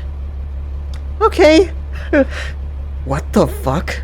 Oh my god, Leo, keep going. Jenna whispers it, her voice strained. Oh, sorry, Leo stops talking, and I chance a glance out the window again. Janice is looking at us now, and she's smiling. It's a weird smile because it isn't touching her eyes. It's unnerving. Leo stares back. Leo, go! I hiss out the side of my mouth, staring out the windshield again. He seems reluctant to, though, looking concerned. Janice, do you need some help? His tone is one you might use on a toddler, or a crazy person. Yeah. I don't hear her say anything, except maybe a grunt. Leo bravely keeps trying, though. We can give you a ride. Leo stops talking in time for me to hear a pattering sound. It's a sound I recognized well from back when I would take a piss on the dirt roads of Echo when no one was around. The van lurches forward, then resumes a smoother acceleration back onto the empty road. Holy shit, what the fuck was that? Leo's frowning, looking as confused as I've ever seen him. Should I go back? No! I look back and see TJ covering his face. Maybe. She could be having some kind of psychotic episode. Or maybe she just had to piss. I don't think so. Did you see the way she looked at me? She was probably just on something. Isn't everyone? No, she doesn't do stuff like that. Well, maybe she does. You never know with people. Again, Leo doesn't say anything, and neither does anyone else. I glance back at TJ, who's sitting in the very back seat with Jenna. Okay. Maybe that's just Echo. That's how people are here. I mean, maybe not, since If it was, then I don't think they'd be this bothered by it. Ugh. He's got his ears down, looking into his lap, where he's fidgeting with his hands. And I mean, Janice was kind of normal, just like yesterday. I know he's probably thinking the same thing I am, which is that we're supposed to help Janice with her spring cleaning or whatever. I want to ask him about it, but the dead silent man is making me feel like now isn't the best time. I fucking told ya. Leo stabs the doorbell again, frustration etched across his face. Can you please keep the cursing down just a little bit? I can't help but notice TJ wince at every F-bomb. He's been keeping his distance from Flynn, always standing on the opposite side of our little group. I shift the bag I'm carrying around in my hands, trying to look through the frosted glass on the side of the door. Maybe he's getting high. He should still be able to hear. I mean, maybe he just doesn't want to. TJ holds up his phone. He's not answering his phone either. Leo knocks on the door hard, his bicep bulging. Well, I guess breaking the door might get us inside. Leo stands back, paws on his waist as he takes a deep breath. He's determined. And I guess he should be, considering he set all of this up. We should have just told him to meet us at the diner or something. Do they lock their windows? What? Leo growls. It's not like we're breaking in. TJ's ears pin back, a frown on his face. The wolf puts a paw to his forehead, closing his eyes. Sorry, but I think he's just asleep, and it shouldn't be too hard to just get in there and wake him up. I look over at the side of the house and see a window well. I point at it. What about that? Too small. I could probably fit. She hops off the front porch and crouches down next to the window, pushing at it. Wait, there's a security sticker here. Well, you gotta arm it first, and Carl's such a lazy ass I know he didn't. Besides, if we shut it off, we could just run. It's not like they'll show up anytime soon. Jenna hesitates, then pushes at the window again, but it doesn't budge. Locked. Let's try the one above it. That's too high. I'll boost you up. I think this is going a little too far. Leo ignores him and stands next to the window before making a platform for Jenna's foot with his paws. Steadying herself with her paws against the wall of the house, Leo easily lifts Jenna, and she manages to grab the ledge. Fucking hell, this is so fucking stupid. Flynn mutters next to me, but I ignore him. Jenna pushes against the window and it glides open easily. Yes! Now I'm gonna boost you all the way up. Hold on. Careful! Like there's some kind of cheerleading duo. Leo shoves Jenna up, all the way up with one paw, and she disappears through the window. Her bushed tail is the last thing we see, until she pokes her head back through. Kitchen, I fell in the sink. Great, now unlock the door. She disappears again and we make our way back to the front door. Leo, you're fucking crazy. If you don't shut your fucking mouth, Flynn, I'll kick you right on your badge. Sound good? Jesus, calm your... Leo turns on him, one foot in front of the other. Flynn shuts up. TJ's eyes are wide, even though he's staring down at the steps. Why is he being so aggressive? I want to put my arm around him. Finally, we hear the door rattling and it opens. Called his name, but he didn't answer. Well, he's gotta be here. It's not like he can go anywhere, or would want to. Carl's house is as massive and immaculate as I remember it. It is a mansion, after all. Well, maybe less immaculate than I remember. There are a few wrappers and pizza boxes on the marble counter. I assume that's because Carl's parents aren't here to tell him not to be a slob. Flynn immediately heads up the stairs. Yo, Carl! I set the bag down on the table, and TJ sets the cake there too. I look over at him. You alright? I'm good. Why? Just asking. So, I rub the back of my head, trying to think of how to bring it up. What is it? Janice. Oh, yeah. TJ mirrors my pose, rubbing behind his own head. I'm actually really worried about her. I mean, should we still go? TJ looks at me, surprised. Of course, especially now. We need to make sure she's okay. Oh yeah, maybe we should. I actually don't feel like we need to do all that, considering she's probably just really, really high.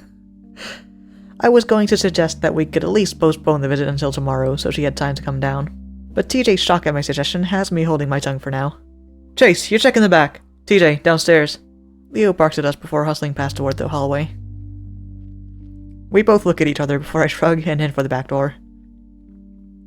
I stare out the glass window and the door for a while, wondering why Carl would even be out there. The old playset with the swings is gone, and so is the treehouse that used to be in one of the two trees. The branch near the base of the tree that we used to step has been cut away, too. Carl and I used to play up in that treehouse all the time when we were younger. I open the door and step out onto the concrete steps. I feel a pang of sadness seeing it gone. I had a lot of memories up there. I can remember the day when we started building it. I mean, Carl's dad had built the base of it, but left the rest up to us. Duke, the old weasel, had a pile of random junk in his backyard, and he gave us permission to take from it, as long as we cleaned it all up. I told TJ that if we cleaned up the pile, my dad would take us to the movies that night. We pretended to help clean up, even though we were just taking what we wanted for the treehouse.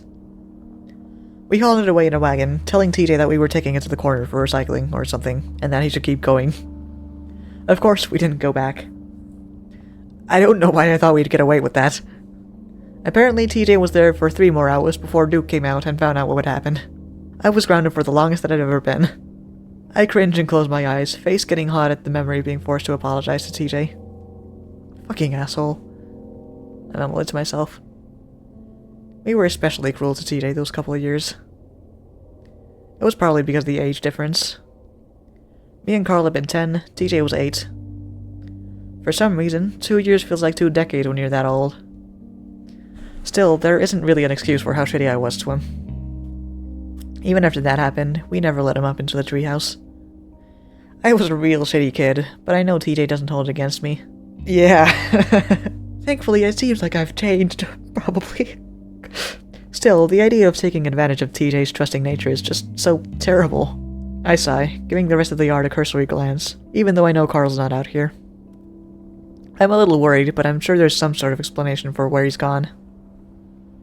He's dead! I mean, he could be. It's a horror game, but I hope not. I turn back around, deciding to help with the search inside.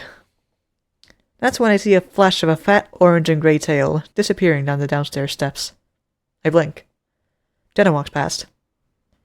I'm gonna go look in the garage. I don't think he's even in the house, though. Okay. As Jenna heads for the garage door, I head for the stairs. The cool air wafting up from the dark hallway ahead of me is a marked contrast to the heat from outside. I fan out my shirt a bit as I look at the multiple doors lining the hallway. The only open one is at the end of the hall, though, and I can hear a low voice coming from it. It's Flynn's, for sure. As I pan up to the opening, I can start to make out what he's saying. But I just want you to know that I'm not mad at you. Okay? I don't hear a response as I stand just outside the door. From here, all I can see is a few cardboard boxes and a neatly made bed that probably hasn't been touched in years. A guest or a storage room? Come on, man, I'm trying. I was mad yesterday, and I shouldn't have fucking sent that. Yeah, I was wondering if it was Flynn who sent a message to TJ. Flynn's voice comes from further into the room, on my left. I grip my teeth, wavering between going in now, or just hoping for the best and letting it play out. I need to go. I was just trying to figure out... Don't. I hear some rustling in the room, and that's when I realize that I have to step in. I hold onto the doorframe as I poke my head in. Flynn has TJ backed up against what looks like doors to a closet. TJ's cowering in the corner while Flynn has a hand on the lynx's shoulder, grabbing onto the fabric of his shirt. TJ's ears are pinned flat against his head, and he's looking up at Flynn with a grimace. Then his eyes flick to mine as he notices me. Let me talk for a sec. Flynn notices TJ staring over his shoulder, and he jerks his head in my direction. The second he sees me, his hand drops away from TJ's shoulder. We stare at each other for a few seconds, and I swallow loudly. You guys find Carl? My question sounds all the more stupid in the dead silence that follows. Flynn's gaze drifts to the wall over TJ's head, where he stares coldly for a few seconds, his jaw working furiously. I start to worry he's summoning a... It was like I was summoning up something in my throat there. Vomit, possibly? An alien, maybe? I start to worry he's summoning up another one of his tantrums. Instead, after about 5 seconds, he turns on his heel and stalks out of the room. I have to move out of the way as he brushes past me. When I look back into the room, TJ's already moved to stand in front of a mirror on the wall. He straightens out his shirt, then vigorously combs the fur on his face. He does a weird back and forth on his cheek rubs with one of his hands, even though they look fine to me. TJ? TJ snaps his head in my direction, one of his ears twitching. Are you okay? I'm okay! TJ says it fast and loud, giving his shirt one last tug. Let's keep looking for Carl. He makes a point of looking around the room. I don't think he's here. As he moves past me to leave the room, I grab his arm. He jumps and looks back at me, eyes wide. I quickly let him go, realizing just how closely I'm mimicking what Flynn had done just a minute ago. Do you want to talk? No! I blink in surprise. No, I don't want to talk about it. Sorry. His ears are down again, and he's looking at the floor. Let's just keep looking.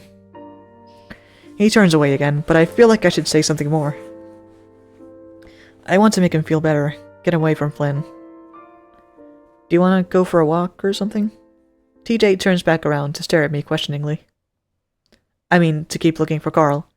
He's not in the house, so maybe he's gone out somewhere around town? TJ nods in understanding, the distressed look melting off his face. Oh, that could be a good idea. We should tell Leo. I feel a surge of relief at having been able to distract TJ, and now I want to keep that going. I guess I'm just gonna distract him the entire game. Never actually talk about it. I mean, yeah, these moments are like difficult. Like it would be hard to just talk that stuff out in the moment, and then like later it's like forgotten about. So it's just, I get it, but like luckily we don't see Flynn on the way out. A distracted and frustrated Leo quickly waves us off as he continues to search in the ground floor bedrooms. Probably got high and passed out somewhere, he mutters absentmindedly as we head out the door. I immediately realize what a bad idea it is when I step out into the sun.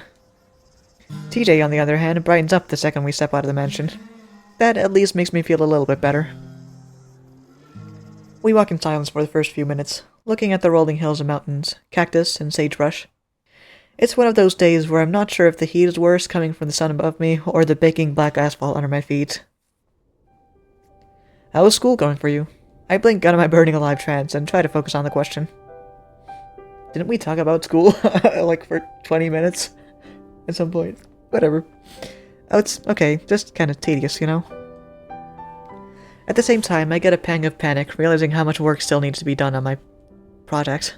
I'm able to convince myself that I still have half the week. I'll figure something out. What about you? It's great. Athletic training, right? Yep. So what exactly do you do? Train people for sports? TJ laughs. Well, it's more to do with injuries, recognizing them, preventing them, treating them if I can. I don't know that's what you do. So, are you like a doctor or something? He laughs again, but like always, TJ's able to do it in a way that you know he's not laughing at you. Definitely not. That would be really hard. I guess you could say an athletic trainer is a healthcare professional. Cool. I try to keep from panting. I thought you would have been more into, like, coaching or something. You like sports. TJ shakes his head. No, I'd be terrible at that. I can't yell at people all day. Is there even a degree for coaching? I think most people that want to coach just get a teaching degree in history so they can teach. I make air quotes. At a high school while also coaching. They teach to coach. Oh yeah, that's how it was at our school. I step I step on a particularly sharp rock and bite my lip to keep from yelping. I think that's supposed to say on, but I really just wanted to do something involving athletics. Do you like it? The whole athletic training thing? Yeah. Well, it is my first year, so who knows, but I think I do. So you just like helping people? That, and I just like sports. TJ's quiet for a second. It probably sounds silly, but it seems to make life seem more simple. Sports? Yeah, or exercising. There's a goal and something in your way, like the other team or a big hill. TJ kicks a pebble up from the ground and catches it on the top of his foot before TJ kips. I'm getting very sloppy. As if it hasn't been like that the whole recording session. At least it's cool here. Like, temperature-wise. There are currently no cool people in the house, though. Because I am the only one. TJ kicks a pebble up from the ground and catches it on the top of his foot before launching it down the road. And your only job is to get around that to get to your goal. Blinks laughs. I don't know if that makes any sense. I think it does. I'm kinda like that with video games, I guess. I can see that.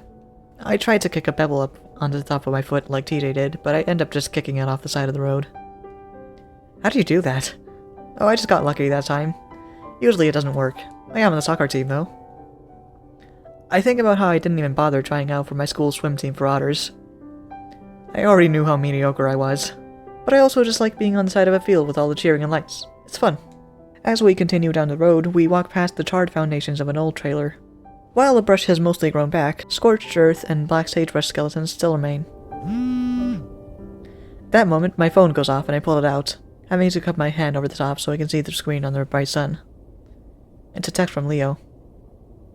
Found him. Hey, they found Carl. Oh, where? He didn't say, just that they found him. Well, that's great. Yeah. I smile as a little ball of tension in my chest that I didn't even know was there dissipates. Well, I think it's a little ominous, to be honest. Just found him. But I mean, Leo does text like that, I guess. Great, where was he? I look back over my shoulder at the mansion resting at the base of the mountains, the distance and heat making it hazy. I really don't want to walk all the way back. Maybe he just took a walk like us and got back? Maybe. But when we've seen him? Well, there are probably multiple paths, but nah. My phone buzzes in my hand as I get another response from Leo. No party, Carl isn't feeling good. I frown. What? Said Carl isn't feeling good, so there's not going to be a party? Oh. TJ looks back at the mansion with me, airing out his shirt with both hands while he does. As much as it sucked for me to be under the sun, it's always worse for TJ with that thick fur. I copy him, airing out my own shirt, starting to feel self-conscious again about my musk. Should we head back? I hope he's okay. I think about all the shitty tension going on back there and grimace. I don't know, we could do something else. TJ appears to think, his hands on his hips. Then his face lights up. Hey, Janice's house is right down the road. We can get a head start on the work. Oh. I'd almost forgotten about that. While I definitely plan to go, I didn't want to now, under this heat. TJ jumps in place like he's warming up for a game. It'll feel good to do something after sitting around all day. I stare at TJ, absolutely baffled by his enthusiasm. What? I mean, well, first of all, it's work. Second, aren't you worried about how she's gonna be when we get there? I stare down at the road at the approximate spot where we'd seen her just an hour ago. She's not there now, obviously, but the memory still sends chills up my spine. Well, I want to make sure that she's okay, too. I don't know. We should give her at least a few hours to recover. TJ stops bouncing and rubs his arm. Sorry, if you don't want to, I can just go. I glare at him. Oh, don't guilt me. I'm not. I just don't want you to be mad at me. I stretch, feeling sweat trickling down the sides of my face. We could wait until evening, at least. Yeah, I guess we could do that. The disappointment on TJ's face is so obvious, there's no way he's not doing it on purpose. Okay, so what if she opens the door and she's still got her pants down? TJ flanches. Chase, I'm just saying, that's what could happen. There's no telling what she's on. Janice isn't like that. So maybe she was just having some sort of episode? Everyone's crazy here. All the more reason to check on her. I rub my face. Come on. It's fine, I can just go. TJ folds his arms and leans in closer. Or maybe, she just had to be. He whispers the last few words like they're the worst cuss words in the world. I snort and close my eyes. Fine. I wipe the back of my hand across my forehead. But if I have a heat stroke, it's all on you. Oh gosh, don't say that. If you feel dizzy or sick, you're going inside.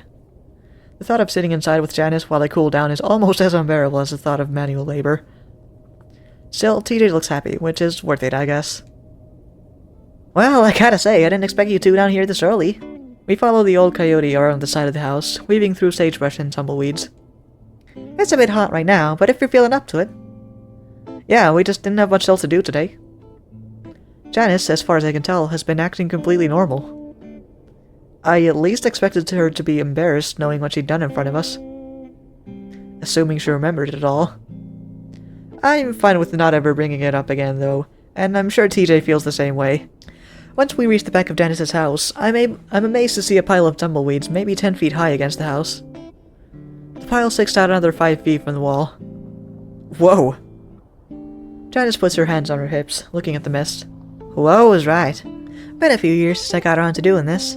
Can't see out the back window anymore. Janice chuckles. TJ claps his hands and smiles. This won't be hard at all. I feel like he's saying that for my sake. It's so hot, I just want to lay down and die right here in the dirt. I'm gonna close the window to make it immersive. Actually, one of the reviews I read said that this is a good game to play, like, with the lights off and headphones on. And I do have headphones on, but I don't know, right now, it doesn't feel like the kind of game that you would play with the lights off. Just, waiting to be scared. But I mean, there's still much more to it, so yeah. Maybe next time I'll have to do that. Should be pretty quick. That's why I got another job. The corner of my eye twitches. Janice turns to point out towards her backyard. Or at least what would be her backyard if there was a fence or something to separate it from the wilderness beyond. See that pile of wood there? She indicates what is indeed a pile of old crumbling wood. Used to be a shed there. Been there for God knows how long. You boys mind salvaging the good bits for firewood? Janice turns back to the small shack-like abode that is her house. You can pile it up against the side of the house. I give TJ the dirtiest look I can, while he hopelessly tries to keep a smile on for Janice. She shields her eyes against the sun. Ah, it's a real scorcher today. I'll have lemonade made in a few. And with that, Janice heads back around the house, her heavy footsteps crunching through the brush. We are quiet for a few minutes, both staring at the pile of tumbleweeds. A few minutes? She seems okay. I crouch in the dirt, putting my head in my hands. I think she just had an embarrassing moment and acted awkward about it. I do it all the time. I don't say anything. Chase, are you okay? I shake my head silently. It's not that bad. We can do this. I sigh, deciding whether or not I'm actually gonna leave TJ, then come back when it's not so hot. That's when I hear running water. I look up and see a grinning TJ standing at the corner of the house, holding up a green hose. Water trickles out the metal-capped end. Thought I forgot about you and water? Remember, every 15 minutes at least. Despite my bad mood, I can't help but smile a little at his continued enthusiasm. I stand up and walk over to the hose, taking it from TJ and letting the icy water run over my head while he looks on approvingly. I have to keep myself from moaning at how good it feels. Once I'm done, I look back at the pile of tumbleweeds. So, what are we supposed to do with all of these? She didn't tell us where to put them. We'll just throw them off to the side. The wind will take care of them. So we set to work. Janice had at least left gloves for us, so we didn't have to worry about anything sharp going through our hands. I still get poked through my shirt, or even in the face if I pull one out awkwardly. TJ, I can't help but notice, is a lot faster than I am. He's working at a quick and steady pace, not caring at all when a tumbleweed hits him in the face. I get a few more messages from Leo asking where we are. When I tell him, he doesn't reply. Soon enough, I'm spotting buckets, dark circles forming on my arms and around my neck. 10 minutes in, and I have to take off my shirt, letting it hang on a rusty metal outcrop under the window. I notice TJ giving me sidelong glances after I do. I grin at him. What, enjoying the show? TJ jumps. What? No! TJ quickly looks away again, working faster than ever on the tumbleweeds, which are already half gone at this point. I notice he's got the same sweat stain pattern as I did. Hey, you can take yours off too. It feels really good. TJ stops and pants for a while, staring at the rest of the tumbleweeds. I mean, might as well do it now. We still have a ton of wood to move after this. He flexes ears and I can see him blushing. Are you embarrassed? Don't you shower naked with other dudes at school? Well, yeah, but what? TJ huffs and finally pulls his shirt off, forcing a smile as he goes over to hang it up next to mine. I notice that he does it with crossed arms, the way girls do. There, happy? What's with you and being all weird about having your shirt off? You were the same way this morning. TJ sighs. I was trying not to make it weird, but you two were just staring at me when I opened the door. I laugh, and TJ puts his hands on his hips. Just remember that when we're done, we're going to have to check our torsos for ticks, too. Oh, yeah. That dampens my spirits.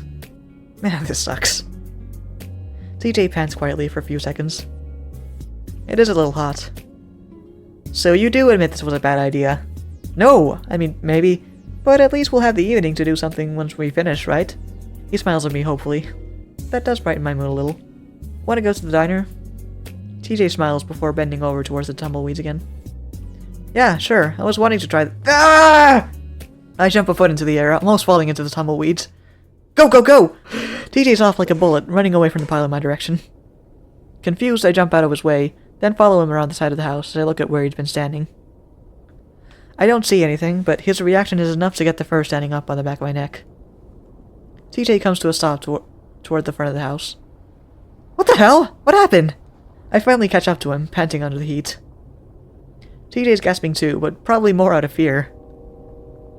A tarantula! A reflexive shiver runs up my body, and I rig my hands out. No! I'm suddenly very conscious of everything around me, all little twigs and branches of the sagebrush looking like spiders. Are you sure? Yes! TJ's voice is high-pitched and squeaky as he shakes his hands. He's laughing to himself nervously. I was reaching down for another one, and when I touched it, it moved, and it was a giant freaking spider! TJ must be really freaked out, because I rarely hear him use even that word. We both stand there for a minute, and TJ looks towards the back of the house again, biting his lip. There's something a bit off with the way he's acting, though. Maybe a little over-exaggerated? I narrow my eyes. Is this another prank? No! TJ looks back at me and shakes his head, his eyes wide. It was right there. It's probably still there now. Dude, you better not be joking around with me on this. It's gonna make the rest of today so much worse. He shivers again, but I'm still suspicious. TJ could be a good actor when he wanted. It was definitely a tarantula. The front door suddenly opens and Janice pokes her head out. Oh my stars! Who are these two handsome young men in my yard?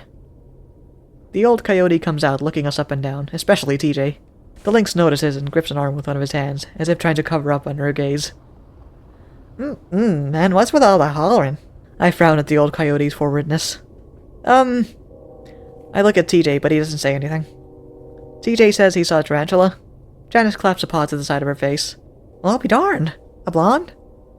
Maybe. I've never seen one before. Well, they're all over around here. You just never see them because they only come out at night. Janice shields her eyes again. This time of day is way too hot for him. Was probably a huntsman. All this talk about spiders is making me want to just walk the fuck back to the motel right now. It wasn't.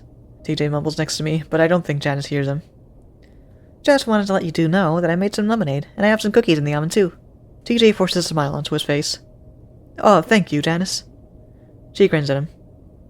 You are just the most adorable thing. She moves forward to pinch his cheek ruffs, and somehow he manages to stay smiling while she does it. I'm having trouble with the controller. I started using it because I noticed the clicks in part 1, and I got a bit annoyed by them, so I wanted to try using a controller so it would be less annoying, maybe. I mean, if I press the button right, you can't even hear it. At all. Finally, Janice bustles back inside as I give TJ a long look. He throws his hands up in the air. I'm not lying!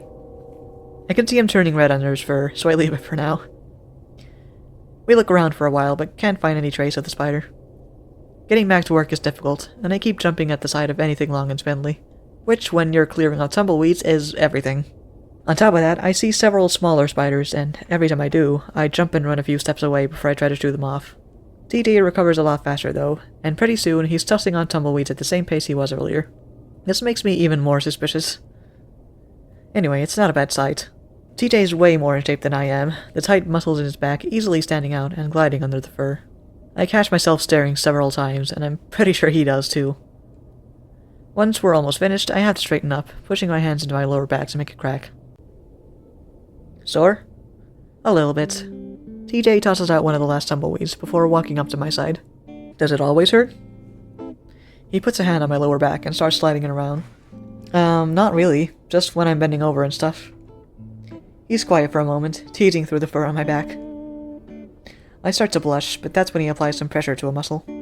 I grimace and arch. Wow, that's stiff. I hiss and try to ride away, but he puts a hand on my shoulder to hold me in place. He giggles. Hold still for a second. Well, when you're digging in like that, that's because you're all tensed up. Just relax. I try to do what he says, even though it's extremely uncomfortable. So, otters are known for having bad backs. I know, my dad can barely move these days. That's terrible. I shrug. He still gets around, just needs pain meds, which you don't want to have to rely on. My shoulder bumps TJ's chest, and his long whiskers brush my ear. It's the short legs and long back. Rude. You have to bend over more than most of us. Keep a good posture and lift heavy things with your knees. His fingers dance a bit lower before pulling back. You'll thank yourself 20 years from now when you're not in constant pain. I put both of my hands on my back, feeling warm and a lot more loose. No! Feeling warm and a lot more loose. Hey, I actually do feel a bit better. Great! I'm impressed with how much TJ knows about otters. He probably knows the same amount about all the other species too. Well, I mean, considering you're, like, the childhood friend of his, I think he might have paid more attention to them than most species. You know, you're really smart. TJ ducks his head modestly. Oh, I'm just repeating what I've learned. I mean, I forget everything I learned within a week. I do too sometimes, just have to keep studying until it sticks. TJ looks around. Actually, I really wish you could lay down somewhere. Then I could give you a real massage. That would be amazing. I could give you one tonight when we're back at the motel. You sure? The thought has me feeling warm, and not just in my back. Of course. I mean, I did sort of drag you out here. Don't worry about it. It's actually kinda nice. I haven't done work like this in a few years.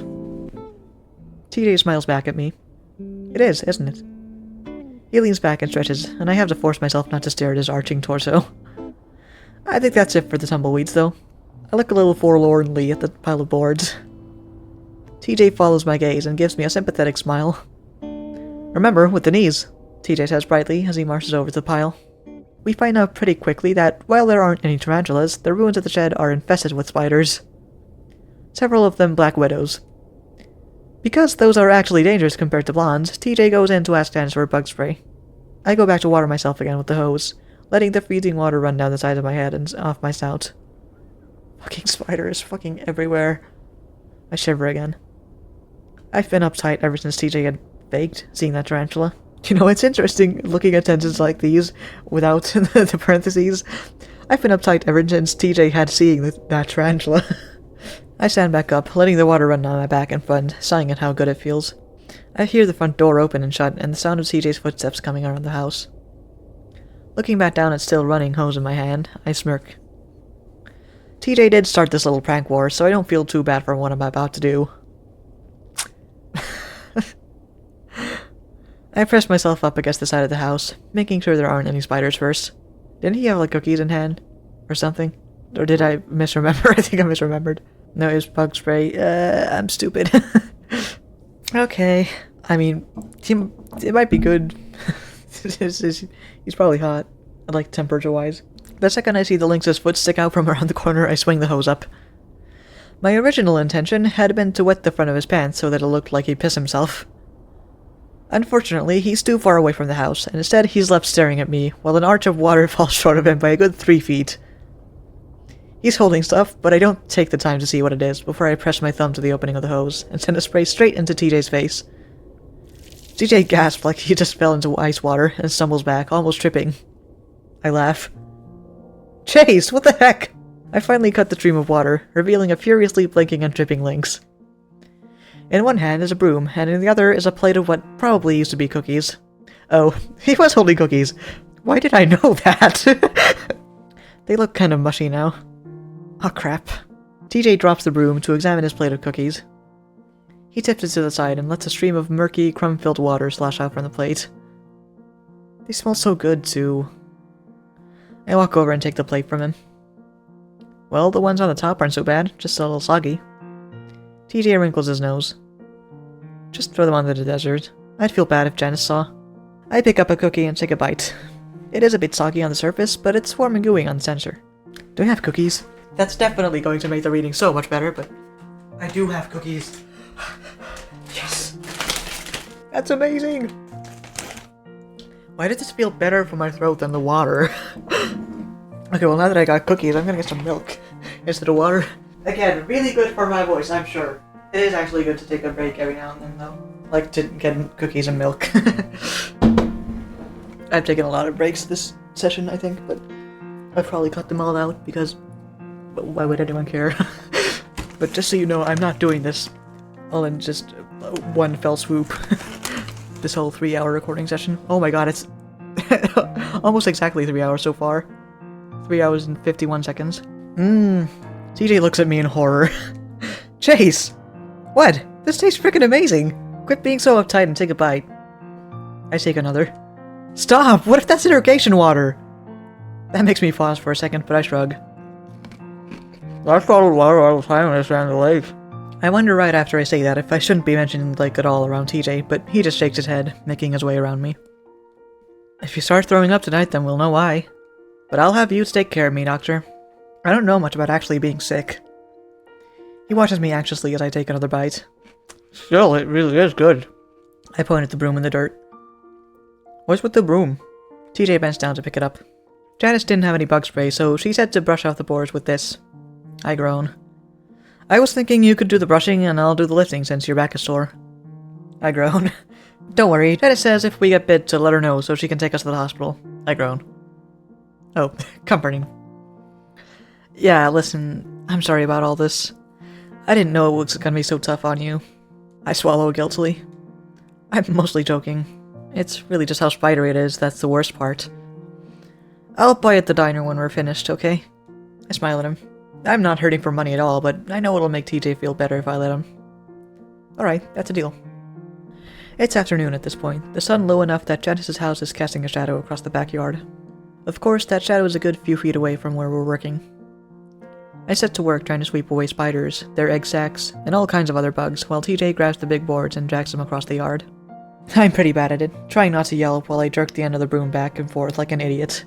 TJ tells me several times that I can sit it out, but I'd feel way too guilty if I did. At one point, I almost flick a spider onto TJ, which sends him screaming. But several apologies and nervous laughs later, we're back at it. I mean, it's okay if they're just little itsy-bitsy spiders. Those don't have venom, I think. It takes a lot longer than it should, mainly because of all the sweeping I'm doing. But a few hours later, we're down to the last few boards. Most of what's left is rotting, crumbling wood. TJ wipes a hand across his forehead. Well, I'd say this is the last one. I give the board a cursory brush, happy to not see any spiders on this one. Hey, I was thinking, you wanna go on another hike tomorrow? We could invite the others to go with us. TJ looks up at me. You sure? I thought you didn't like it. Again, I complain a lot. I had fun. TJ smiles. Well, alright, that'd be awesome. He's grinning now, and that makes me feel even better. Alright, let's get this done and we can go to the diner and plan it out. Sounds like a plan. With that, TJ flips the board and reveals a massive tarantula. 8 beady black eyes reflect the sun, and soon I'm almost blinded by it. They bore into me, and the spider turns slowly, crab-like on its legs so it can face me. My stomach turns and the ground tilts. I feel like I'm falling off the edge of the world.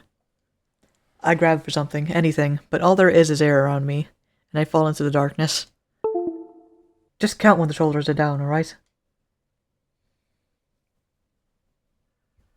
I feel like water is rushing through my ears, and I have to widen my stance to keep from falling. I'm assuming that was TJ talking. Are you listening? Huh? Jace! What? I try to focus on the kid in front of me. Oh! It's a flashback! Did you die or something? I don't know, I was just thinking of something else. You're dumb. You're dumb. I don't feel good. I guess I'm just gonna have the others' voices be the same, even when they're younger. With just a slightly younger inflection. Toby stands there with his arms around his stomach, his ears down. Quit being a baby, Toby. Just one more round. I don't want— No! Sydney grabs Toby by the shoulders and sticks a leg out behind his legs. TJ is easily tripped and goes down on his back in the dirt. I get the feeling that the lynx is purposely losing so he can be done with it. Sydney doesn't like that and tries to pull TJ back up before rolling the lynx onto his stomach. He yanks on Toby's ears. Ow! I step closer. Okay, Sydney wins. I raise a hand and point it at Sydney, just wanting this to stop. Sydney keeps going and grabs his shirt that he'd thrown on the ground earlier and wraps it around Toby's neck. Sydney! Hardcore rules! It's all legal! Come on. Toby grabs at his neck and his eyes widen as Sydney leans back, pulling Toby's head back with him. The lynx's arms flail around, his mouth wide open. I stand there, confused. Is it okay if it's not against the rules? Sydney laughs and leans even further back, looking excited and happy. Toby stares at me with wide, bulging eyes. Stop! I reach forward and grab onto TJ. Chase! Chase, can you hear me? TJ's looking down at me with his wide blue eyes. Okay, so Sydney was pretty feisty. Especially towards TJ. That's what I've gotten from those flashbacks. So I guess that makes it make a little more sense that Flynn was, like, doubtful of TJ. Like, TJ would never try to kill anyone, but makes it more plausible that he would have, like, been a little vengeful and maybe just accidentally took things a little too far. Or maybe not even accidentally, maybe just on, like, a moment's impulse. But, I mean, we don't even know what TJ's current, like, story is that he's been telling everyone. So, yeah, I don't know. Toby? What? I blink up at him, feeling sick. TJ feels my head, then stands up and starts pulling me along the ground. What are you? Gotta get you inside. He grunts as he pulls me, and that's when my stomach lurches, and I roll over and vomit up the cookies. Crap! I can hear TJ starting to panic, so I grab at him. I have to cough and spit several times before I can speak. No, I'm fine. Don't freak out. No, you're not! Can you stand up? Yeah, I'm good. I get up on wobbly but stable enough legs. TJ puts an arm around me. We're calling an ambulance once we get inside. No, I'm alright. No, you're not alright. This is serious. He starts limping me towards the front of the house. I should have been keeping an eye on you. TJ's voice cracks, and I stop him. Hey, look at me. I'm okay. I look him in the eyes and see tears threatening to spill over. I'm just really hungry, and I stood up too fast. Then I got dizzy. TJ looks back at me, studying my face. Just don't call an ambulance for me. Not yet, at least. Yeah, those can get expensive in the US, from what I've heard. Thankfully, I've never gotten into a huge accident in the US, because I have never been to the US. And I've also never been in an ambulance anyway. I think I've only been to a hospital, like, once, and that was because, I couldn't, like, breathe and I was coughing in the night. I was like 7 or something, and my mom took me to the hospital. I cannot remember what exactly it was, but they just gave me some medicine and it cleared up. I forced a laugh. Definitely can't afford that right now. Yeah. TJ's quiet for a moment, then starts pulling me to the front again. We're getting you inside at least. I should never have had you work under this heat. I'm just tired. We should go to the motel instead. Inside, now. Just in case. Janice is happy to let us sit on the couch for a while, drinking lemonade. TJ doesn't tell her what happened, but he glances at me every now and then, as if worried I'm gonna faceplant off the couch. I feel a little bit dizzy, but otherwise fine. I keep thinking back to that tarantula, but TJ hasn't said anything about it, so I decide not to bring it up yet. Meanwhile, TJ is making awkward conversation with Janice. I lean my head back, hungry and tired. Mainly it's the wood shop, and that'll be the hard part. My back isn't nearly as good as it once was. Oh yeah, I imagine. I guess I was hoping I could get just a little more help. Oh! If you didn't mind, of course. I lift my head from the couch to look at TJ. I got tomorrow off as well, and I'll be free to show you what needs to be done if you're willing. TJ's stuck with his mouth open, then he smiles. Of course! I frown. Janice beams at him. You are just a little lifesaver, Tobias. No problem, ma'am. And so proper, too. TJ avoids making eye contact with me, a smile plastered to his face all the while. Janice suddenly turns her gaze on me, and I'm forced to wipe the glare off my face. How are those cookies? Oh, good. They were good, huh, TJ? TJ, still smiling, just gives a curt nod. Good. My secret recipe. Yeah. Hose water. She winks at me, and I feel a little uncomfortable because the smile doesn't touch her eyes. The smile? It's a short walk to the diner, and I berate TJ the entire way. I'm sorry, she just sort of pushed it on me. You can always say no. I can't just say no. Or at least that you had other plans. TJ stays quiet as I push open the doors to the diner. I was kind of looking forward to hanging out again. TJ keeps quiet as we sit down, so I give up and just lean my head back again, eyes closed. It's quiet for a few minutes before TJ finally speaks up. How are you feeling? I rub my eyes gently, a headache now replacing the dizziness that I'd felt earlier. Tired. My head hurts. I really shouldn't have done that. I'm so— Stop apologizing, please. It's fine. It wasn't the heat. TJ frowns and sits back, looking out the window at the sunset. Sorry, I'm not mad. I just don't want to see you beat yourself up over it, you know? I don't tell him that his constant fretting and apologizing is grating on my headache. Well, make sure you try to eat. You might just need energy. Here's hoping. At that moment, a young stag that I vaguely recognize comes up to our table. It's weird seeing someone so young and fresh in Janice's position. Once he gets to our table, though, his eyes light up. Tej? TJ sits up suddenly, a big grin spreading across his face. Julian! Julian? It's been a while since I've seen him. He's bigger, and so are his antlers. I barely recognize him. And Chase, too? What in the world are you two doing here? Visiting. I didn't know you had a job here. That's cool. Julian grins. Not really, but it pays some of the bills. At that point, I phase out of the conversation, letting the two of them catch up. TJ had a lot of friends in high school. He had been technically popular. It's a good few minutes before the stag finally takes our orders. Once Julian bustles off to another table, TJ grins at me. Oh man, it's good to see him again. Yeah, that's cool. With the stag gone, the awkward silence quickly closes in on us again. I'm too tired to do much about it though. I lean my head back again, closing my eyes, feeling like I might fall asleep right there. So... I open them and see TJ looking at me before he quickly looks away again. What? He fiddles with a sack of cookie. Cookie cures everything. He fiddles with a stack of napkins. You called me Toby earlier. Did I? But I remember you when I say it. Yeah. TJ forces a laugh. It's been years since you called me that. Yeah. We're quiet for a moment. So, why did you call me that? I don't know. Guess I was just a little loopy after passing out. Yeah, and I saw a childhood memory where I did call you that. Where I was about to? Ah. I eye him carefully. Do you mind if I call you that? TJ is fine. So, yes. I study TJ, the way he's sort of hunched in on himself, his ears twitching. Are you okay? Yeah, I'm fine.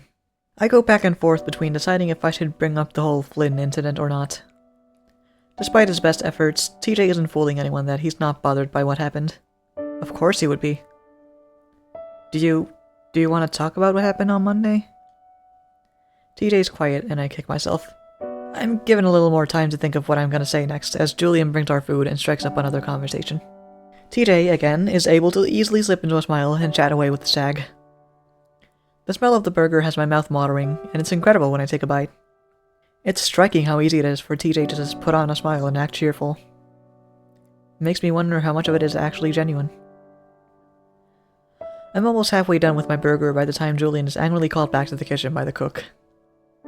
TJ goes quiet again and starts plucking at a salad. I swallow and set down the burger, my stomach turning a bit in what I'm planning to say. I was thinking about this before you got here. About what? That maybe we could use the time we have here to remember what happened? To find... TJ finally looks at me, and the sadness I see in his eyes makes my heart plummet. Find closure? TJ's quiet, staring at his salad. I don't know, man. I just know how bad it is for you still, and I just want to figure out how we can... I search for the right words. Be at peace with it. TJ's still quiet. I don't know, man. I finally say and slump in my booth, feeling like I ruined the evening. How would we do that? His tone is shaky, but genuinely curious. I don't know. Talk about it? Talk about it with the others? Not Flynn, just the others. TJ looks at the window again. Maybe even go to the lake? Talk about it there? I don't know. I almost choke on the word lake, still worried about saying it in front of TJ. Maybe. Maybe? TJ sighs and finally looks at me with a small smile. Maybe, but right now I just want to hang out with you and have a good time, okay? Okay. So stop being so angry, it's making me sad. I pick up my burger, my stomach loosening up enough that I feel like I can eat again. Sorry, I was just looking forward to... And stop apologizing. He says it with a smirk, then almost immediately frowns. There's too much apologizing around the board. It's almost like we're in Canada. I mean, sorry, that was rude. I laugh at him and he smiles back. I take another bite and look out the window. I feel a lot better now, and now I'm pretty sure I only passed out because I didn't have any food in me. By the way, did you ever see that tarantula again after that first time you saw it? TJ shudders. Ugh, no, thank goodness. I look out the window at the brilliant sunset. Ah, that's good. Okay. He tries to walk away from me, but I kick him in his lower back, and he goes stumbling forward onto his knees. Okay, so this is a flashback, I think, again. Considering it has this background that's, like, slightly less detailed. He stays there, not bothering to move at all. I glare at the back of his head, breathing hard. How does it feel when it's happening to you? My voice shakes as I yell at him. I'm not used to doing something like this. To Sydney, I'm assuming? It felt so gross. But at the same time, I feel like I'm finally teaching him a lesson. He's had this coming for so long. Why are you so mean to him? He doesn't answer, instead slowly getting up to his feet, wiping his face with the back of his hand. I told him to come out here to make one of his treasure hunts, just so I could confront him like this. It's not going how I thought it would, though. He's just standing there, not saying anything. Finally, he starts to walk away again, shoulders slumped, ears and tail down. I feel another burst of anger following him. I quickly overtake a slow pace and shove him as hard as I can in the back. His head snaps back before he falls flat on his stomach on the ground. I think you're taking a bit too far at this point. He stays there for a long, long time while I stare at him. I can't remember what happened after that. Okay.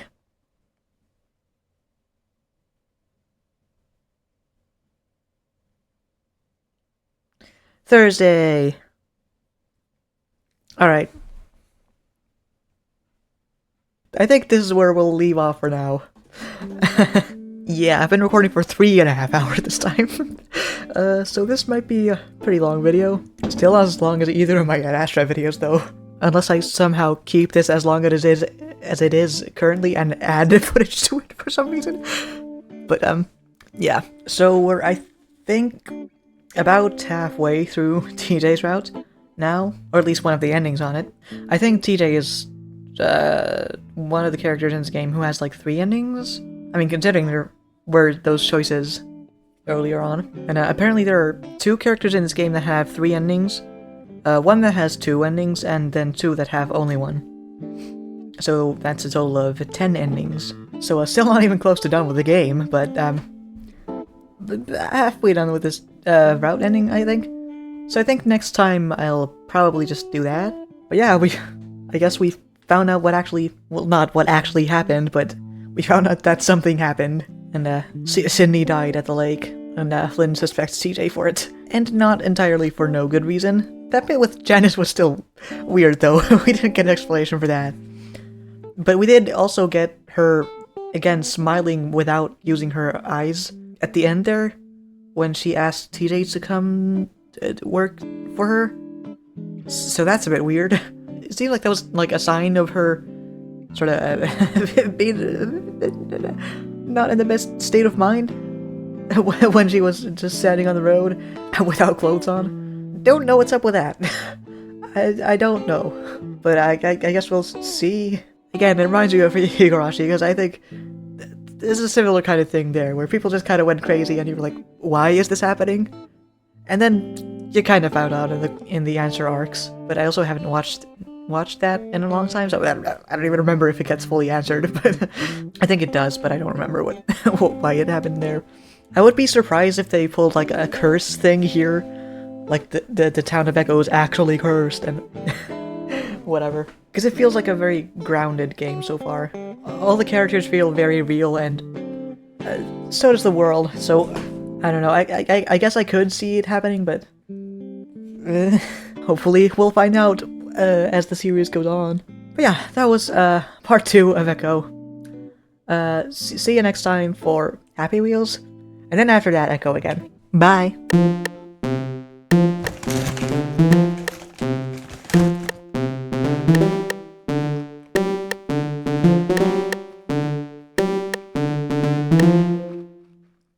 Flynn finally turns around, a beer in his hand as he cracks it open.